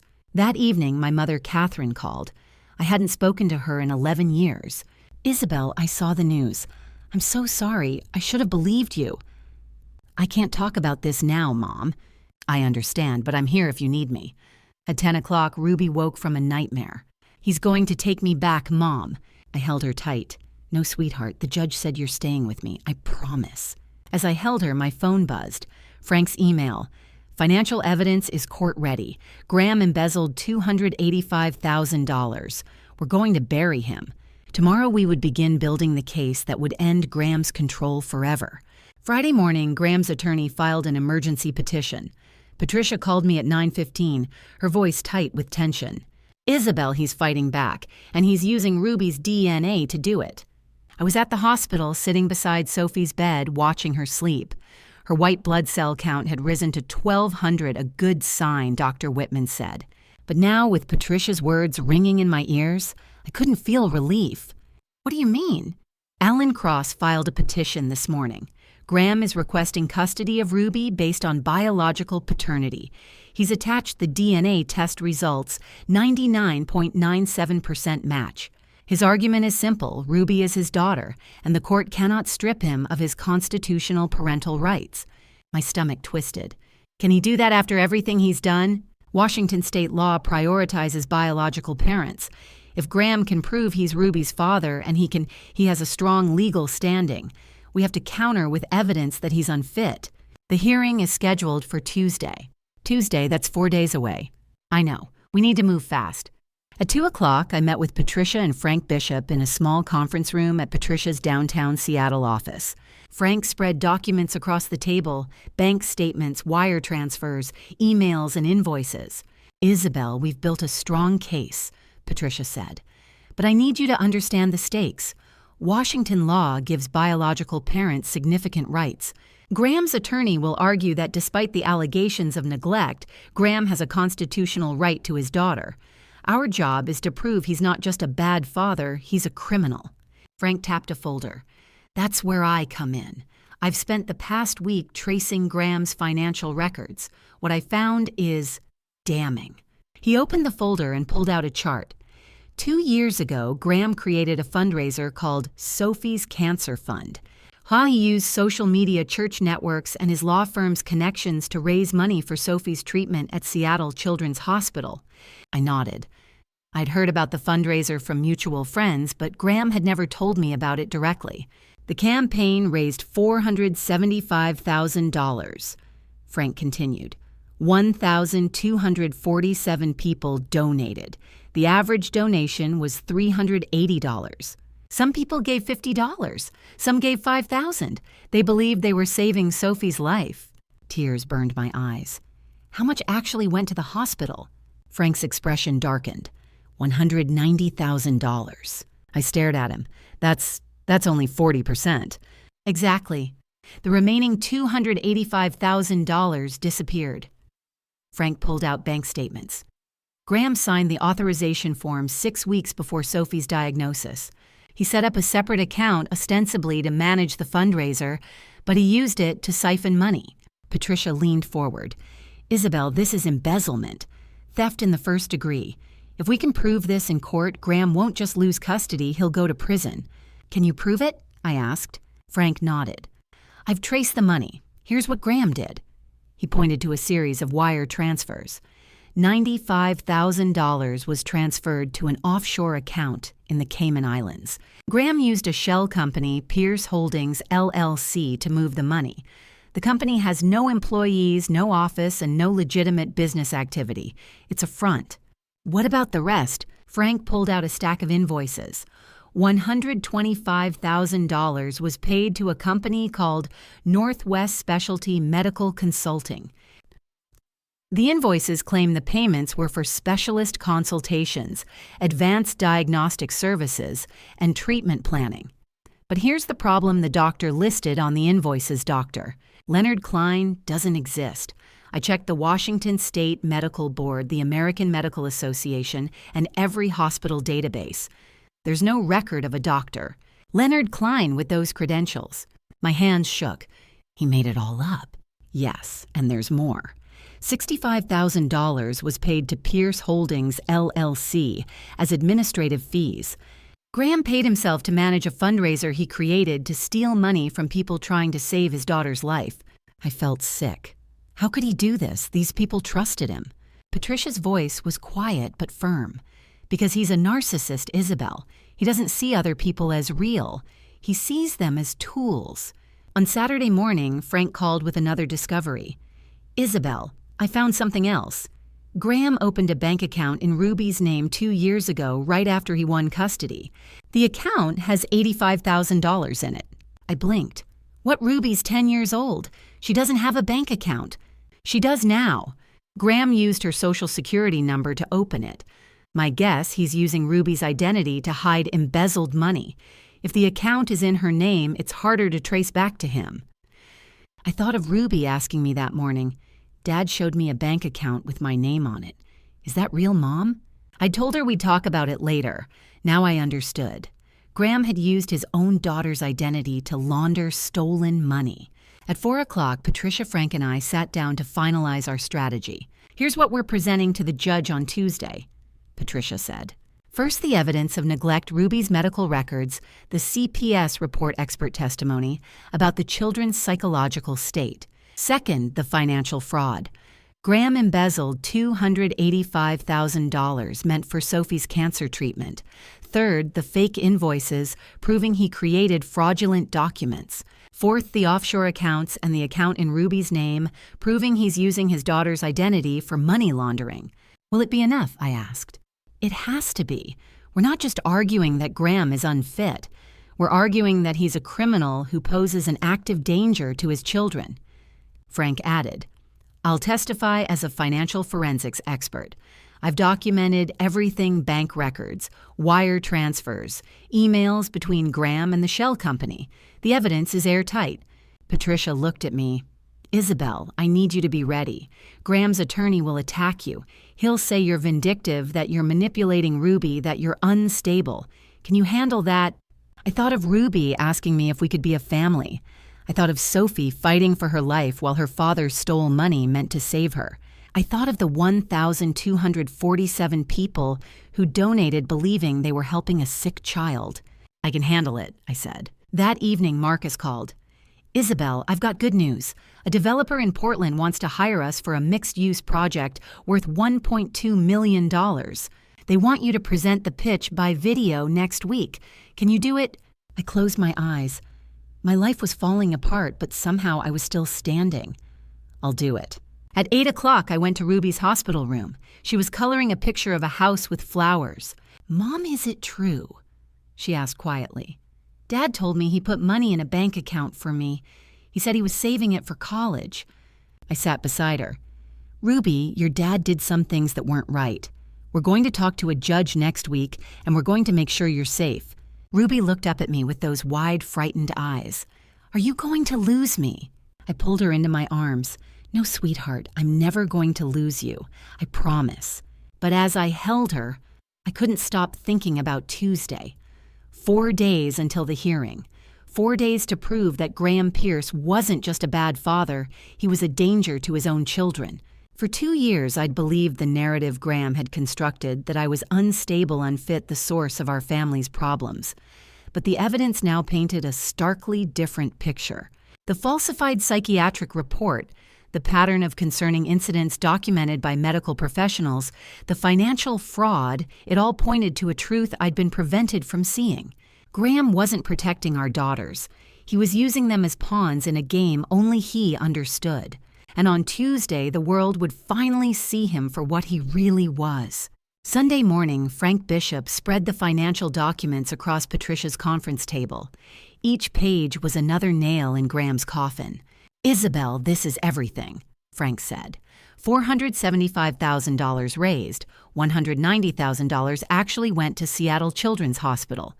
$285,000, 60% stolen by Graham Pierce. I stared at the spreadsheet. Rows of names, donation amounts, dates. 1,247 people who'd trusted Graham to save Sophie's life. People who'd given $50, $100, $5,000. People who'd believed they were helping a dying child. And Graham had stolen it. Patricia leaned forward. "Frank, walk us through the methods." Frank tapped the first stack of documents. Method 1, fraudulent invoices. Graham created fake invoices totaling $125,000 for specialty medical consultations from a Dr. Leonard Klein. I've confirmed Dr. Klein doesn't exist. No medical license, no practice, no record anywhere. Graham fabricated the invoices and paid himself through a shell company. He moved to the second stack. Method 2, offshore transfers. $95,000 was wired to an account in the Cayman Islands under Pierce Holdings, LLC, Graham's shell company. The transfers occurred over 6 weeks, starting 2 weeks before Sophie's diagnosis. Graham planned this. My hands clenched. He knew Sophie was sick, and he saw an opportunity. Exactly. Frank pulled out bank statements. Method 3, administrative fees. Graham paid himself $65,000 in fundraiser management fees. But here's the thing, he never disclosed these fees to donors. People thought 100% of their donations were going to Sophie's treatment. Instead, Graham took 22% off the top. Patricia's voice was cold. "This is textbook charity fraud." Frank nodded. "And it's federal. Because the fundraiser operated across state lines, donations came from Washington, Oregon, California, and beyond this, falls under federal wire fraud statutes. The FBI has jurisdiction." I looked at Patricia. "The FBI?" "Yes, I contacted them Friday. They've been building a case." At 3 o'clock, we met with Alan Cross in Patricia's office. He arrived alone. His silver hair perfectly styled his suit immaculate. But his eyes were wary. Patricia didn't waste time. She slid the financial report across the table. "Mr. Cross, your client embezzled $285,000 from a fundraiser meant to save his daughter's life. We have bank records, wire transfers, fake invoices, and offshore accounts. The FBI is investigating. Graham Pierce is going to prison." Alan Cross flipped through the report, his face carefully neutral. Then he looked up. "These are serious allegations. My client denies any wrongdoing. The expenses were legitimate." Frank leaned forward. "Dr. Leonard Klein doesn't exist. I've checked every medical database in the country. Your client fabricated invoices and paid himself. That's fraud." Alan's jaw tightened. "Even if that's true, and I'm not conceding it, this is a civil matter, not criminal." Patricia's voice was steel. "It's federal wire fraud, money laundering, and charity fraud. Your client stole money from 1,247 people who were trying to save a 10-year-old girl's life. This isn't a civil matter. This is a felony." Alan Cross closed the folder. "I'll speak with my client." "You do that," Patricia said, "because tomorrow the FBI is moving forward, and when they do, Graham won't just lose custody. He'll lose everything." On Monday morning, FBI agent Nicole Hart arrived at Patricia's office. She was in her mid-40s with sharp eyes and a no-nonsense demeanor. She shook my hand firmly. "Mrs. Hayes, I'm Special Agent Hart. I'm leading the investigation into Graham Pierce. I need to ask you some questions." For 2 hours, I told her everything. The The fundraiser, the diagnosis, the missing money, Graham's abuse of Ruby, the fake invoices, the offshore accounts. Agent Hart took notes, her expression unreadable. Mrs. Hayes, based on the evidence we've gathered, we're charging Graham Pierce with wire fraud, money laundering, and charity fraud. These are federal offenses, carrying sentences of 10 to 20 years. My breath caught. 10 to 20 years. Yes.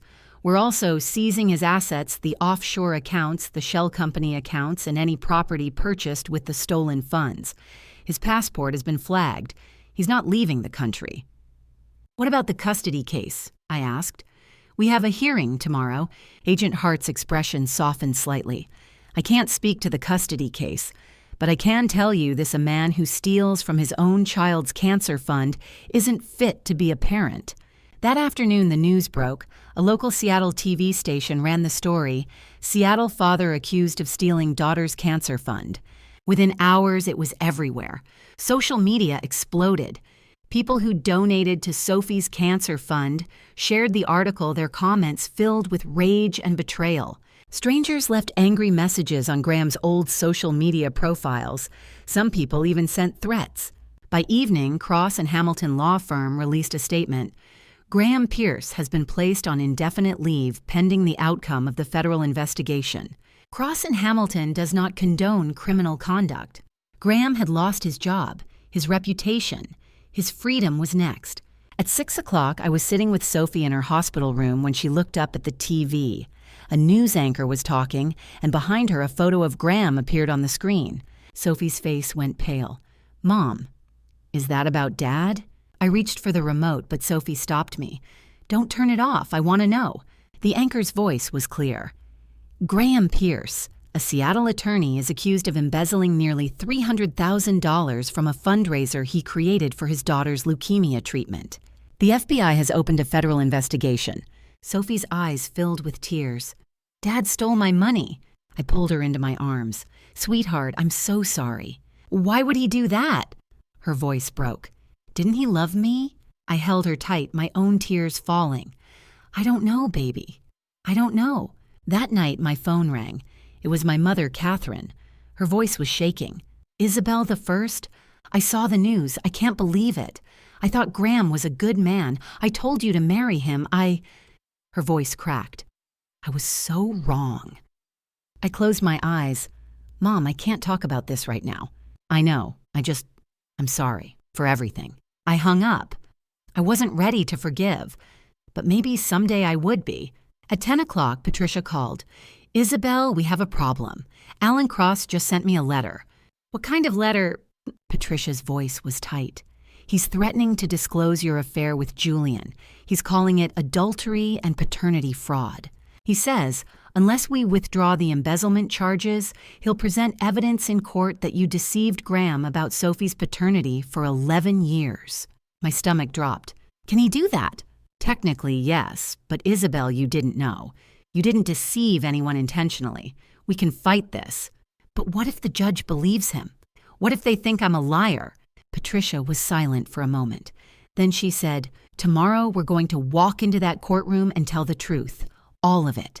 And we're going to show the judge who the real monster is. I nodded, but fear coiled in my chest. Tomorrow was the custody hearing. Tomorrow I would face Graham in court, and tomorrow I would find out if the truth was enough.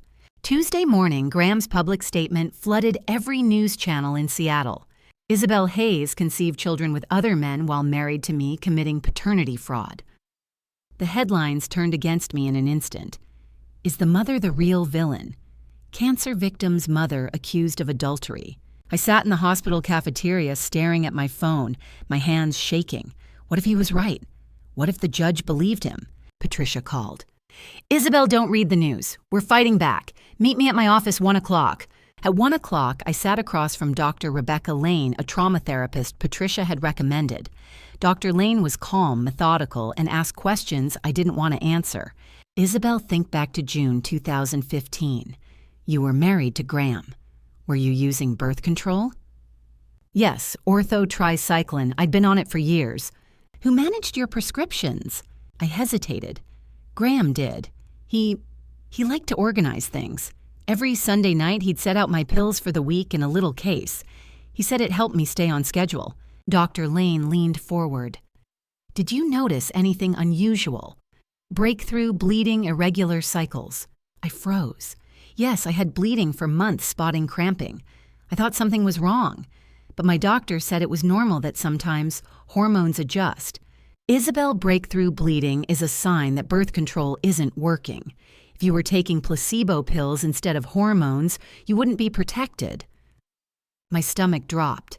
You think he switched them? I think it's possible.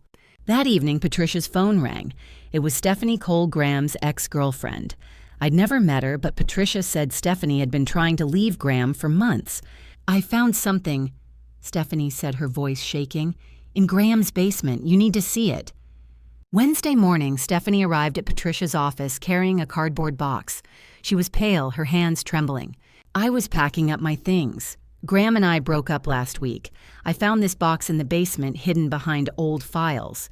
Frank Bishop opened the box. Inside were medical records, an old external hard drive, and 8 empty pill packs. Frank pulled out the first document. Medical records. Graham Pierce, April 2014. Diagnosis oligospermia. Severe low sperm count. Natural conception probability less than 15%. I stared at the page. Graham had known 11 years ago that he likely couldn't have children naturally. And yet, I'd gotten pregnant 6 months later. Frank plugged in the external hard drive. Let's see what's on here. For 2 hours, Frank worked. Then he looked up, his face grim. Isabel, I've recovered deleted search history from May and June 2015. He turned the screen toward us. How to sabotage birth control. Fake pills that look real. How to force pregnancy without detection. Tears burned my eyes. Frank opened a recovered email. It was from Graham to himself, dated June 10, 2015. Order placed. She'll never know. Once she's pregnant, she can't leave. Patricia's voice was cold. Frank, can you verify the order? Frank pulled up an Amazon receipt. June 10, 2015. 90 placebo pills, sugar pills, designed to look identical to ortho-tricycline, delivered to Graham Pierce's address. Stephanie pulled the empty pill packs from the box. These were in the same container, 8 packs, all empty. I couldn't breathe. Graham had sabotaged my birth control. He'd forced me to get pregnant. He'd stolen my choice, my body, my future. At 11 o'clock, Patricia, Frank, and I met with FBI agent Nicole Hart and the King County prosecutor. Agent Hart reviewed the evidence.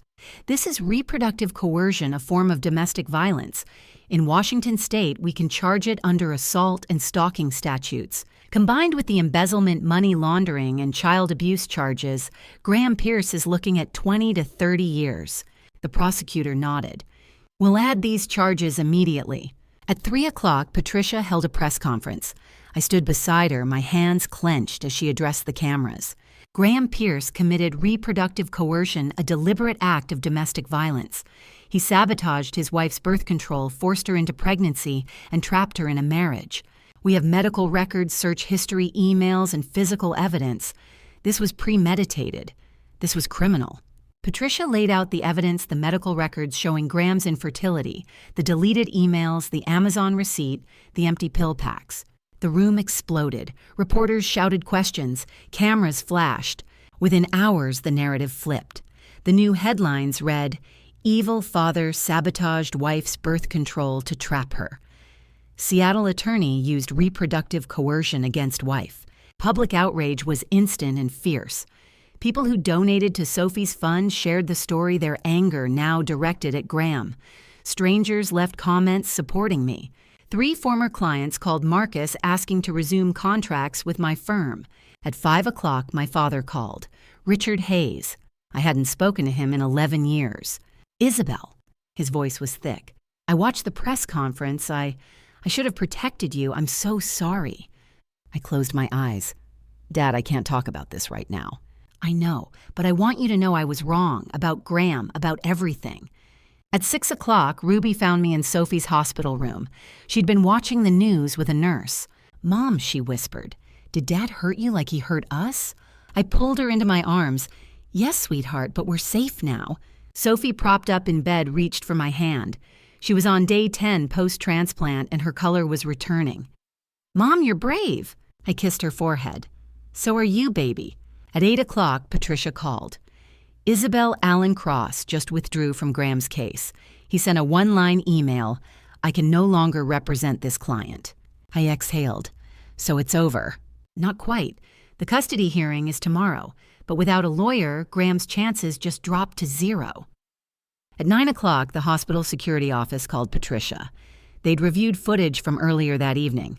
Graham had entered the hospital, approached the front desk, and asked for Ruby's room number. The receptionist had refused and called security. Graham had left before they arrived. Patricia's voice was steel. "That's a protection order violation. He's going back to jail, this time no bail." I hung up and looked at my daughters. Ruby was asleep in my arms. Sophie was dozing, her hand still holding mine. Tomorrow I would walk into court. Tomorrow I would face Graham one last time, and tomorrow I would win. Thursday morning, hospital security informed me of a second violation. Graham had returned late Wednesday night, once again attempting to locate Ruby's room, despite the protection order. I watched the security footage in the hospital's administrative office.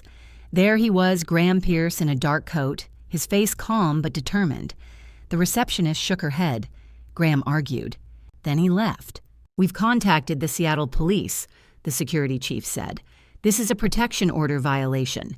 They've issued an arrest warrant." By 9 o'clock, Ruby and Sophie had been moved to a secure floor with 24-hour security. Ruby clung to my hand as we walked down the new corridor. "Is Dad going to take me?"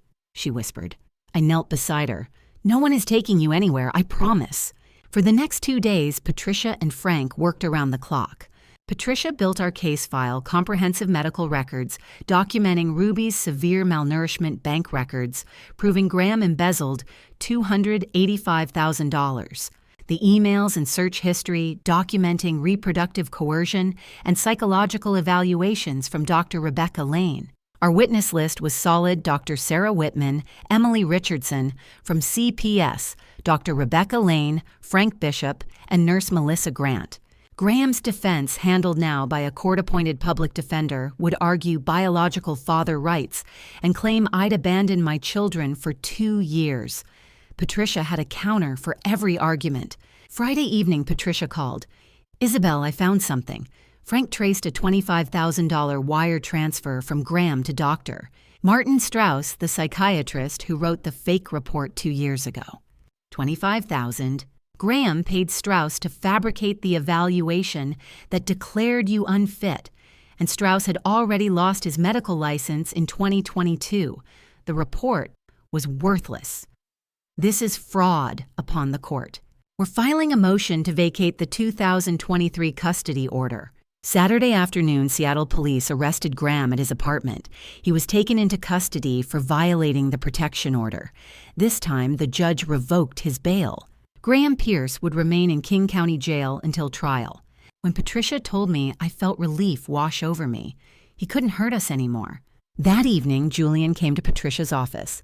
I was there with Marcus, reviewing a presentation for a new client, a $1.2 million contract that could save Hayes and Morrison Architecture. When Julian walked in, I stood surprised. "Julian, what are you doing here?" He looked at Patricia. "I'd like to speak with both of you." We sat in the conference room. Julian pulled out a folder. "Isabel, I want to help you save your company. $500,000, no interest, repaid over 5 years.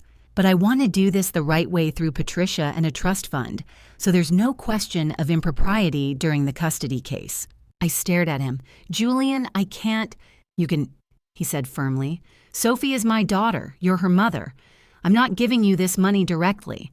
I'm lending it to you through a legal structure that protects both of us." Patricia nodded. "I can set up a trust fund, the Lawson Trust Fund. Julian transfers the money into the trust. I act as trustee and disperse funds to your company as needed. The loan agreement will list the benefactor as anonymous via Lawson Trust Fund. Your name and Julian's name won't appear together on any financial documents until after the case is closed." I looked at Julian. "Why are you doing this?" "Because you're fighting for our daughter, and because you deserve a chance to rebuild." I felt tears prick my eyes. "I don't want Sophie to think I'm using you." Julian smiled gently. You're not. I'm helping my daughter's mother through proper legal channels. Patricia will manage everything. By evening, the trust fund was established. $500,000 enough to pay off Hayes and Morrison's debts and fund operations for the next year. Marcus called ecstatic. Isabel, we're going to make it. But Saturday night, Patricia received an anonymous email. The subject line read, "Evidence, Graham Pierce." Patricia opened the attachment. It was a video file date-stamped 7 months ago. The footage showed Graham sitting in a dimly lit bar with a man I didn't recognize, broad-shouldered, cold-eyed, dressed in black. Patricia turned up the volume. The audio was faint but clear enough. Graham's voice, "I need this handled, permanently." The man, "You're talking about a permanent solution." Graham, "Yes, the Isabel problem, it needs to go away." The man, "That's not cheap." Graham, "I don't care what it costs." The video ended. Patricia replayed it 3 times. Then she looked at me, her face pale. "Isabel, this is conspiracy to commit murder. If this video is authentic, Graham Pierce was planning to have you killed." My hands shook. "Who sent this?" "I don't know. The email is anonymous, routed through a VPN, but the metadata on the video file matches Graham's known locations 7 months ago. Frank can verify it, but if this is real, we need to turn it over to the FBI immediately." I couldn't breathe. Graham had tried to have me killed. Patricia called FBI agent Nicole Hart. Within an hour, Agent Hart was in Patricia's office reviewing the video. "Mrs. Hayes will investigate this immediately. If the video is authentic, Graham Pierce will face additional federal charges, conspiracy to commit murder. That's a Class A felony. Life in prison." "Who's the man in the video?" I asked. Agent Hart paused. "We believe he's Victor Kane, a known fixer with connections to organized crime. We've been watching him for years, but we've never had enough evidence to make charges stick. If Graham hired him, this video could bring them both down." Sunday morning, I sat with Ruby and Sophie in their hospital room. Sophie was on day 5 post-transplant, her white blood cell count climbing steadily, a sign the transplant was taking hold. Dr. Whitman's latest report was cautiously optimistic. Ruby looked up from her book. "Mom, is the hearing tomorrow?" I nodded, smoothing her hair back gently. "Yes, sweetheart. Tomorrow we go to court and we show the judge all the evidence. Patricia says we have a very strong case." Ruby was quiet for a moment. "Will we have to see Dad?" "He might appear by video," I said honestly, "but he won't be able to come near you. The protection order keeps you safe." Sophie reached for my hand. "Mom, will the judge believe us?" I squeezed her hand gently. "The judge will look at all the evidence, the medical records, what the doctors say, what Emily from CPS found. The truth will speak for itself." That afternoon, my parents arrived in Seattle. I hadn't seen Richard and Catherine Hayes in 11 years. When I opened the hotel room door, my mother's face crumpled. "Isabel," she whispered, "I'm so sorry." I didn't know what to say, so I just nodded. "Come in. We need to talk." Monday morning was coming. The custody trial. The moment that would decide everything. I was ready. Monday morning, I walked into King County Family Court for the second time in my life. But this time, I wasn't alone. Patricia sat beside me, her briefcase open, files stacked in perfect order. Behind me, my parents, Richard and Catherine Hayes, sat in the gallery. I hadn't spoken to them yet. I didn't know if I could, but they were here. At 9 o'clock, Judge Harold Bennett entered. The courtroom rose. "Please be seated," Judge Bennett said. "We're here for the matter of Hayes versus Pierce custody modification. Ms. Lawson, you may begin." Patricia stood. "Your Honor, this is a case about a father who neglected, stole from, and manipulated his own children. The evidence will show that Graham Pierce is not only unfit to be a parent, he is a danger to his daughters." David Miller, Graham's new attorney, a gray-haired man in his 50s, rose. "Your Honor, this is a case about the constitutional rights of a biological father. Ruby Hayes is Graham Pierce's daughter. The court cannot strip him of his rights based on allegations." Judge Bennett nodded. "Proceed, Ms. Lawson." Patricia called her first witness, Dr. Sarah Whitman. Dr. Whitman took the stand calm and composed. Patricia asked, "Dr. Whitman, how long have you been treating Sophie Hayes?" "Since August 25th of this year. Sophie was admitted with acute myeloid leukemia." "Had Sophie shown symptoms before her admission?" Yes, according to medical records and statements from her school, Sophie had been experiencing fatigue, easy bruising, and bone pain for at least 8 months prior to admission. Did Mr. Pierce take her to a doctor during that time? Dr. Whitman's expression hardened. No. Sophie's school sent 7 emails to Mr. Pierce over a 6-month period recommending medical evaluation. He ignored them.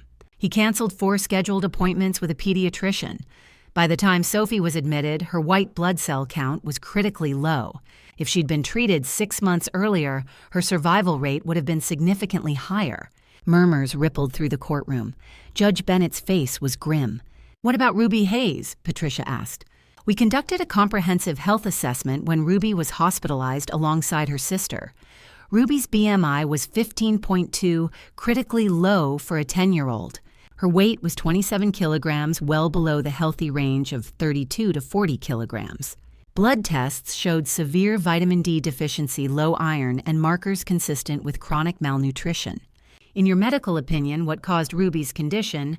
Prolonged caloric restriction. Ruby's body showed clear signs of systematic food deprivation, not from poverty or lack of access, but from deliberate withholding of adequate nutrition." Next, Patricia called Emily Richardson from CPS. "Ms. Richardson," Patricia began, "can you summarize your findings after conducting interviews with both children?" Emily adjusted her notes. "I conducted separate interviews with Ruby Hayes and Sophie Hayes on September 4th, following Washington state protocols for child welfare investigations. Both interviews were recorded and are available for in-camera review by the court." "What were your findings?" "Based on the children's statements, which I'm not at liberty to detail publicly to protect their privacy, combined with medical records and reports from healthcare providers, I made a substantiated finding of child neglect and psychological abuse. The pattern documented over an 18-month period met the legal threshold for emergency protective intervention." "Can you describe the evidence that supported this finding?"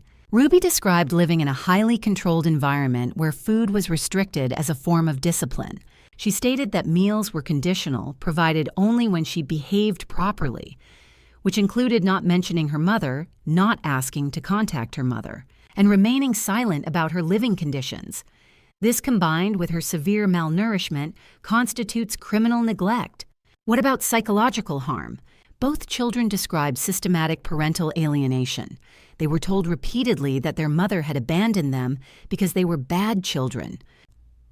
This narrative was reinforced daily over 2 years. Ruby, in particular, internalized this belief to the point where she blamed herself for her mother's absence. Then came Dr. Rebecca Lane, the therapist. She explained that Ruby showed symptoms consistent with complex trauma, and Sophie suffered from severe anxiety. Ruby exhibits classic signs of a child who has experienced prolonged psychological abuse, Dr. Lane testified. She demonstrates hypervigilance, difficulty trusting adults, and food-hoarding behavior, storing food in her hospital room because she's terrified of being hungry again. These are not behaviors children develop in healthy, nurturing environments. What about Sophie? Sophie describes feeling helpless while watching her sister suffer. She was threatened that if she misbehaved, meaning if she asked about her mother or tried to help Ruby, she would face the same treatment. This created a climate of fear in the household. At 1 o'clock, Frank Bishop took the stand.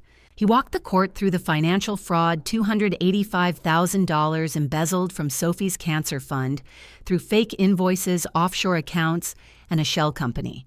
"Your Honor, while Ruby was being systematically starved, Graham Pierce was stealing money meant to save her sister's life," Frank said.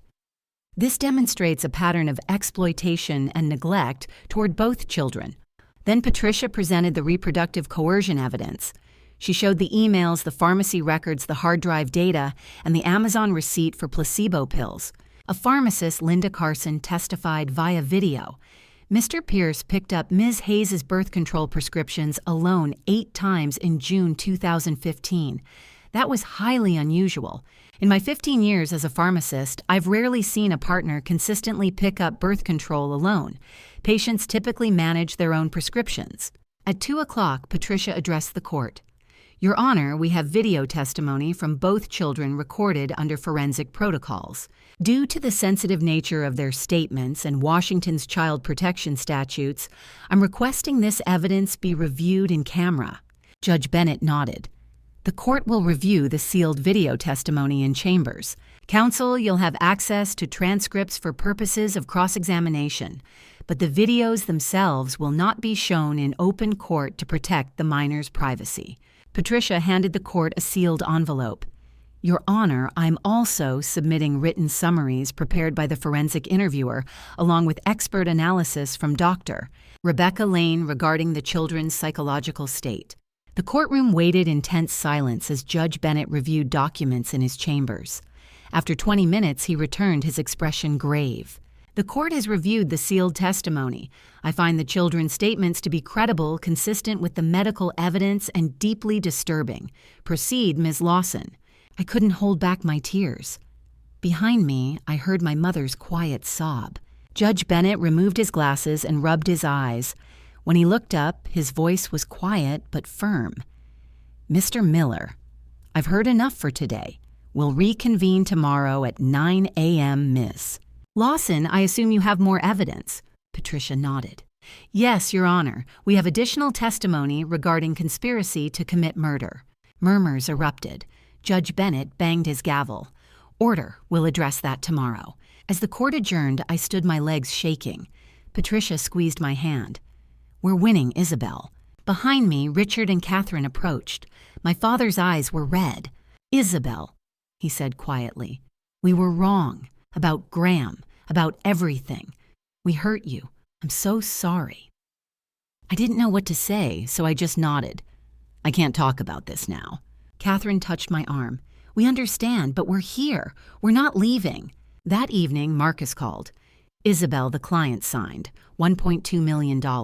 Hayes and Morrison is saved. I closed my eyes. For the first time in weeks, I felt hope. Sophie was on day 9 post-transplant. Dr. Whitman said she'd be discharged within 2 to 3 weeks if engraftment continued successfully. Everything was coming together. But Tuesday morning, I would have to face Graham one last time. And Patricia would present the video, the one showing Graham plotting to have me killed. At 8 o'clock, Patricia called. Isabel David Miller just filed a motion. He's calling Dr. Martin Strauss as a witness tomorrow. He's going to argue that you're mentally unfit to parent. My stomach dropped. But Strauss lost his license. I know, and that's exactly what I'm going to use to destroy him. I hung up and looked at my daughters. Ruby was asleep in the hospital bed beside mine. Sophie was reading a book in her room 2 doors down her color, finally returning. Tomorrow we would finish this. Tomorrow we would win. Tuesday morning, the courtroom buzzed with anticipation. Everyone expected Dr. Martin Strauss to take the stand, but they didn't know Patricia was ready to destroy him. At 9 o'clock, David Miller stood. Your Honor, the defense calls Dr. Martin Strauss. Strauss walked to the witness stand, tall, gray-haired, wearing a dark suit. He raised his right hand and swore to tell the truth. Before Miller could ask his first question, Patricia rose. Objection, Your Honor. Dr. Martin Strauss's medical license was revoked in 2022. He is not qualified to testify as an expert witness. The courtroom erupted. Judge Bennett banged his gavel. Order, Mr. Miller, is this true? Miller looked genuinely shocked. Your Honor, we were not aware. Patricia stepped forward. Your Honor, I have documentation proving Dr. Strauss's license was revoked in 2022, the year before he wrote this so-called evaluation. Furthermore, I have evidence that Graham Pierce paid Dr. Strauss $25,000 in June 2023 to fabricate a psychiatric evaluation declaring Isabel Hayes unfit to parent. She handed a binder to the bailiff. This includes the wire transfer, the fraudulent report, and correspondence between Mr. Pierce and Dr. Strauss. Judge Bennett flipped through the pages, his face darkening. He looked at Strauss. Dr. Strauss, did you accept payment from Graham Pierce to write a false psychiatric report? Strauss shifted in his seat. Your Honor, yes or no? Strauss's voice was barely audible. Yes. Judge Bennett's voice was cold. Mr. Miller, your client committed fraud upon this court. Dr. Strauss will not testify. Bailiff placed Dr. Strauss under arrest for perjury and fraud. I'm referring this matter to the prosecutor's office immediately. 2 officers approached Strauss. He stood hands shaking and was led out of the courtroom in handcuffs. The courtroom was silent. Then murmurs erupted. Judge Bennett banged his gavel. Order. Mr. Miller, do you have any other witnesses? Miller looked rattled. Your Honor, may we have a recess to confer with my client? 15 minutes. In the hallway, I watched through the glass as David Miller spoke urgently to Graham via video link. Graham shook his head, his face set. Patricia touched my arm. He's going to testify. He thinks he can talk his way out of this. At 11 o'clock, court reconvened. David Miller stood. Your Honor, my client wishes to testify on his own behalf. Judge Bennett nodded. Mr. Pierce, take the stand. Graham appeared on the courtroom screen via video from King County Jail. He looked thinner than I remembered his orange jumpsuit, a stark contrast to the expensive suits he used to wear. He raised his right hand and swore to tell the truth. Miller began. Mr. Pierce, do you love your daughters? Of course I do. They're my children. I've made mistakes, but I'm their father. Can you explain Ruby's low weight? Ruby has always been a picky eater. I tried to encourage her to eat more, but she refused. I couldn't force feed her. Did you neglect your daughters? Absolutely not. I provided a home food education. I did everything a father should do. Did you sabotage your wife's birth control? No. Those emails were taken out of context. I was researching family planning options. Miller sat down. Patricia stood. Mr. Pierce, Ruby was admitted to Seattle Children's Hospital weighing 27 kilograms, 11 pounds underweight for her age.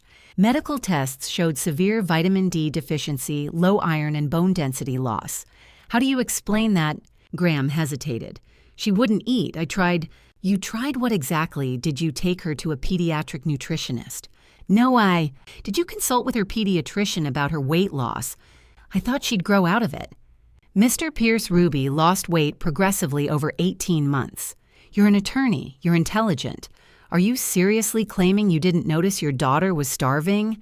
Graham's jaw clenched. She was difficult about food. Ruby told Child Protective Services that you withheld meals as punishment. Is that true?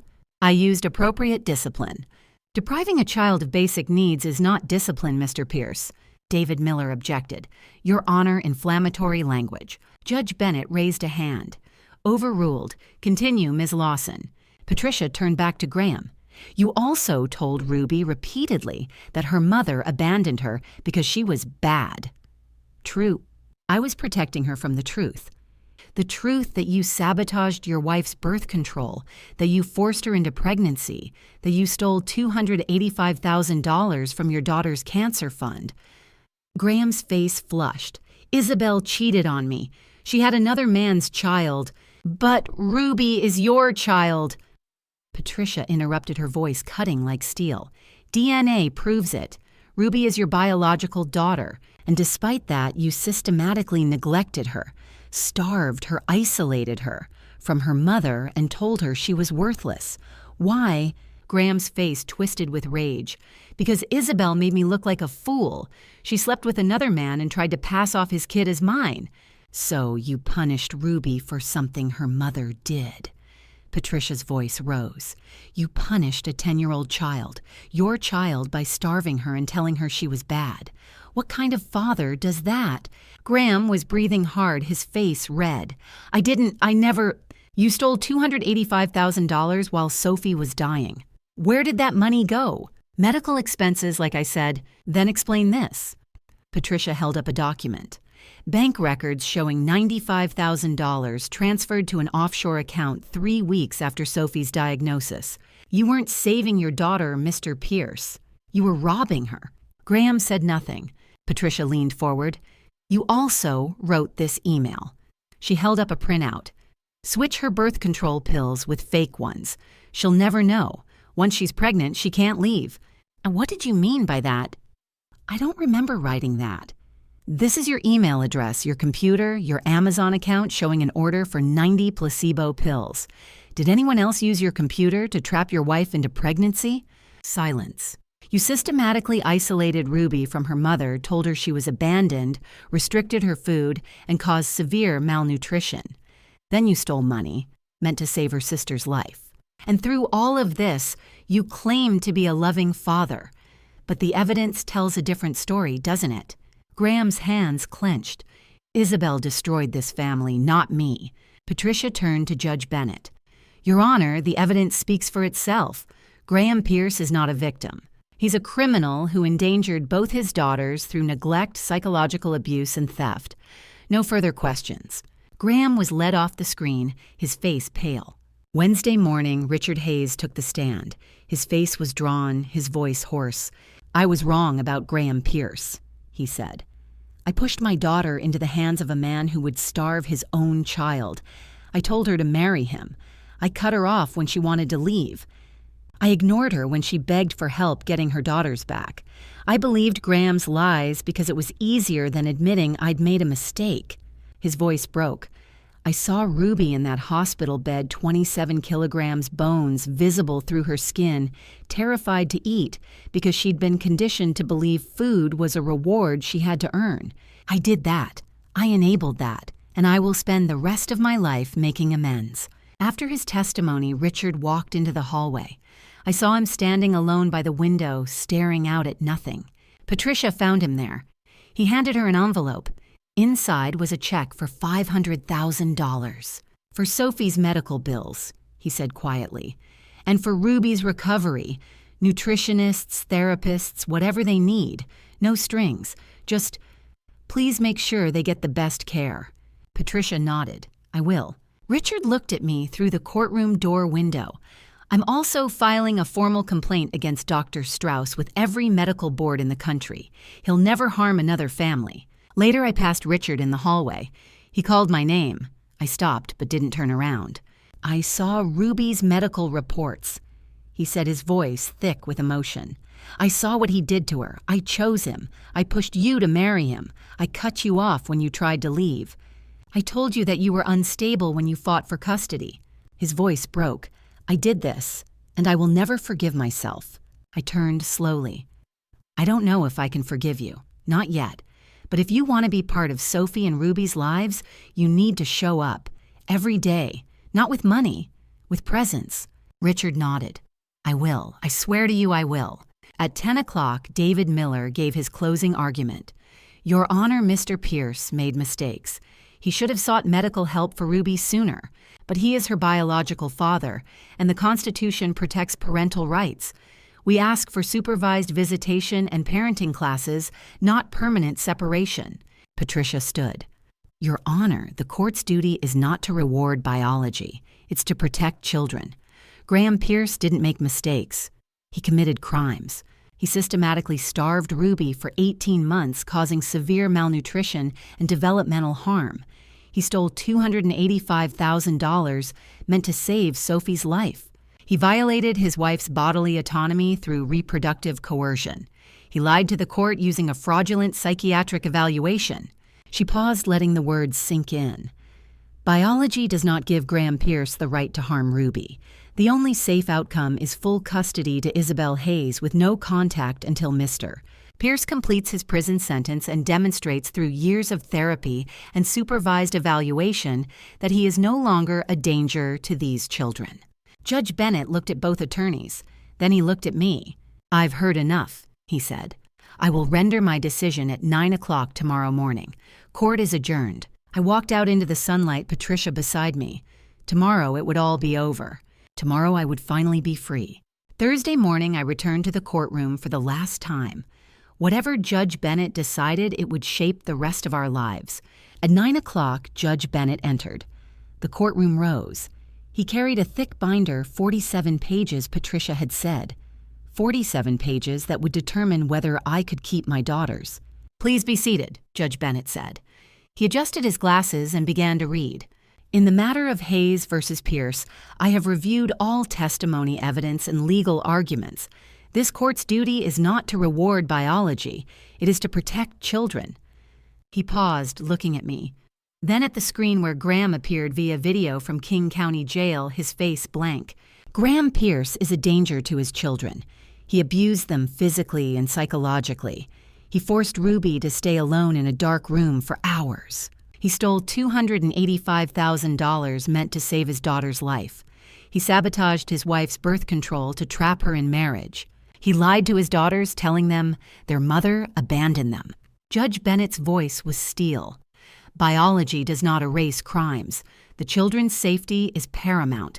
They are safest with their mother, Isabel Hayes. He looked down at his notes. Therefore, I award full legal and physical custody of Sophie Hayes and Ruby Hayes to Isabel Hayes. Graham Pierce is barred from all contact with the children until he completes the following 2 years of domestic violence treatment, parenting classes, full restitution of $285,000, plus damages approval from a court-appointed psychologist and consent from the children themselves when they reach age 14. I couldn't hold back my tears. Patricia squeezed my hand. Behind me, my mother sobbed. My father's hand gripped my shoulder. Graham on the screen said nothing. His eyes were empty. At 11 o'clock, I was in a federal courtroom. Judge Maria Alvarez, a sharp-eyed woman in her 50s, presided over Graham's criminal sentencing. Graham Pierce. Judge Alvarez said, "You have been convicted of wire fraud, embezzlement, money laundering, reproductive coercion, child abuse, perjury, and obstruction of justice. The evidence against you is overwhelming.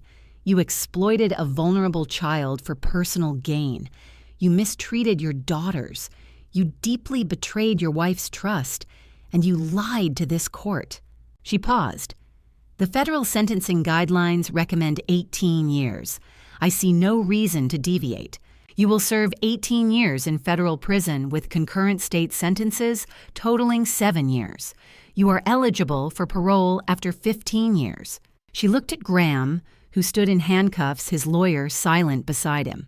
You will pay restitution $285,000 to Sophie's cancer fund, $150,000 to Isabel Hayes for emotional distress, and $75,000 to the Victim Compensation Fund. All your assets will be seized to satisfy these debts. Judge Alvarez leaned forward.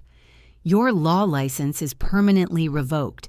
You will never practice law again. Graham opened his mouth. Your Honor, I love my children. Judge Alvarez cut him off. You stole from a dying child. Love is not the word I would use here. Officers removed the defendant. Graham was led away. At 3 o'clock, I returned to the hospital. Ruby and Sophie were waiting in Sophie's room, their faces anxious. I sat on the edge of Sophie's bed and took both their hands. The judge said you're staying with me forever. Ruby's eyes went wide. Forever, Mom, Dad can't take me away. Never again, you're safe. Ruby buried her face in my shoulder and cried. Sophie reached for my hand. Mom, Sophie said quietly, what about Julian? Is he still my dad? I looked at her. Julian is your biological father, but being a dad isn't just DNA. He wants to be part of your life if you want him to be. Sophie smiled. Can he come with me to my next checkup? I looked toward the door. Julian stood there watching us with tears in his eyes. You heard that? I asked. He stepped inside. It would be my honor. That evening, Richard and Catherine came to the hospital. It was the first time they'd met Ruby and Sophie. Catherine knelt beside Ruby's bed. I'm Grandma Catherine. I'm sorry it took so long to meet you. Ruby looked at me uncertain. I nodded. Dad said we didn't have grandparents, Ruby whispered. Richard's voice was hoarse. You do now, and we're not going anywhere. Sophie reached for Catherine's hand. Are you really our grandma? Catherine's tears fell. Yes, sweetheart, and I promise I'll make up for lost time. I didn't know if I could forgive them. Not yet. But this was a start. Friday morning, I called Marcus. How's the firm? Isabel, we're saved. 3 new clients signed this week. Total value $2.8 million. Hayes and Morrison is back. I closed my eyes. We'll be back in Portland in 2 weeks. Once Sophie is discharged, we'll rebuild everything. Marcus hesitated. Julian Reed offered to loan us $500,000 through Patricia's trust fund.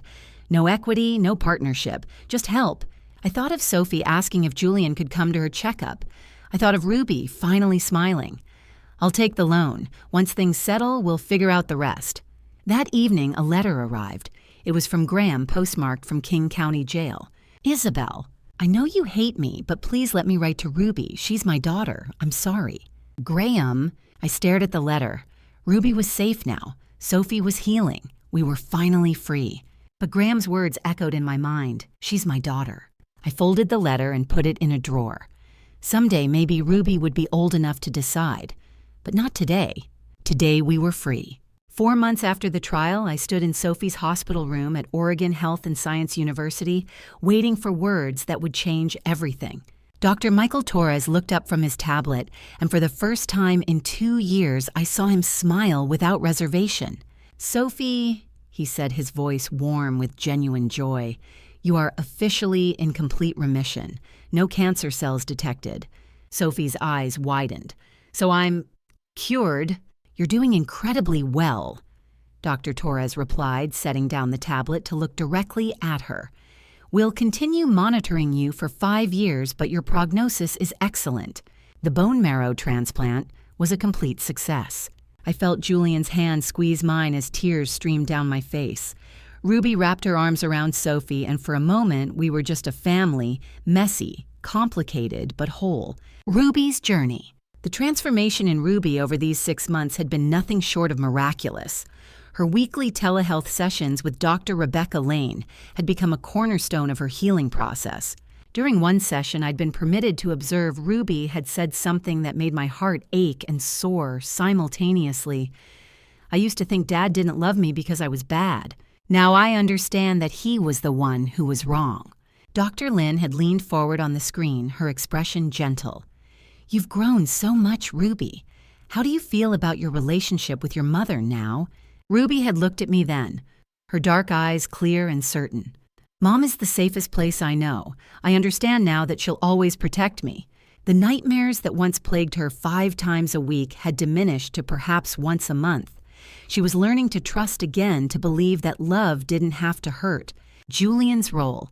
Every weekend, Julian made the drive from Seattle to Portland.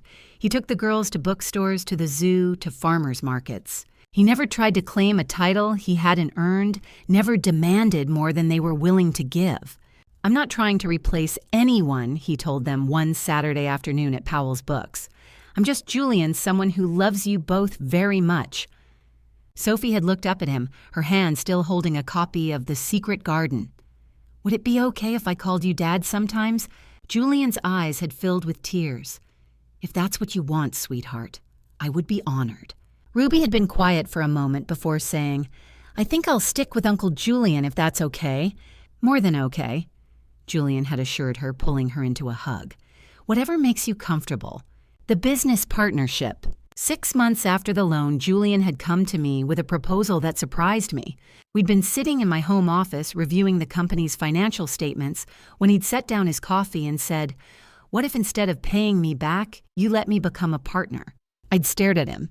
"Julian, I don't want the money back, Isabel. I want to build something sustainable for Sophie, for all of us. Hayes Morrison Reed Architecture has a nice ring to it, don't you think?" Now our firm employed 12 people. Revenue had stabilized at around $5 million annually. We'd built a culture that prioritized family and flexibility, where people weren't punished for attending their children's school events or caring for sick relatives. Reconciliation with my parents. Richard and Catherine had become fixtures in our lives, driving from their home to visit us monthly. Catherine taught Ruby how to bake the kitchen, often filled with the scent of chocolate chip cookies and laughter. Richard played chess with Sophie, who beat him with increasing regularity. One evening after the girls had gone to bed, my father had taken my hand. "I wasted 11 years, he'd said, his voice breaking. "I won't waste another day." I'd squeezed his hand back. "You're here now. That's what matters." Graham's letters. Graham had sent 14 letters from prison. I'd read the first 2, then stopped. In them, he claimed to be attending therapy, said he was sorry, asked if Ruby might one day forgive him. "Maybe when they're 18, they can decide for themselves," I'd told Patricia. "Right now, they're happy. That's enough." When I'd asked Ruby how she felt about her father, she'd been unequivocal. "I don't think about him anymore, Mom." The casual use of Mom still made my heart swell every time. New beginnings. Both girls were thriving at Lincoln High School. Sophie had joined the drama club and discovered a passion for stage management. Ruby played soccer and had made a tight-knit group of friends. They attended birthday parties, had sleepovers, lived the normal teenage lives they'd been denied for so long. The family photo. On a Sunday afternoon in March, we gathered in the backyard of my new home in Portland for a barbecue. Everyone was there: Julian, my parents, Marcus, my sister Laura, my best friend Vanessa. A photographer friend of Laura's had volunteered to take a family portrait. "Everyone squeeze in," she called. Big smiles. I stood in the center with my arms around both girls. Julian stood behind Sophie, his hand on her shoulder. My parents flanked us on either side. Marcus and Laura crowded in grinning. Ruby whispered to me, "Is this what a happy family looks like, Mom?" I kissed the top of her head. "This is what our family looks like."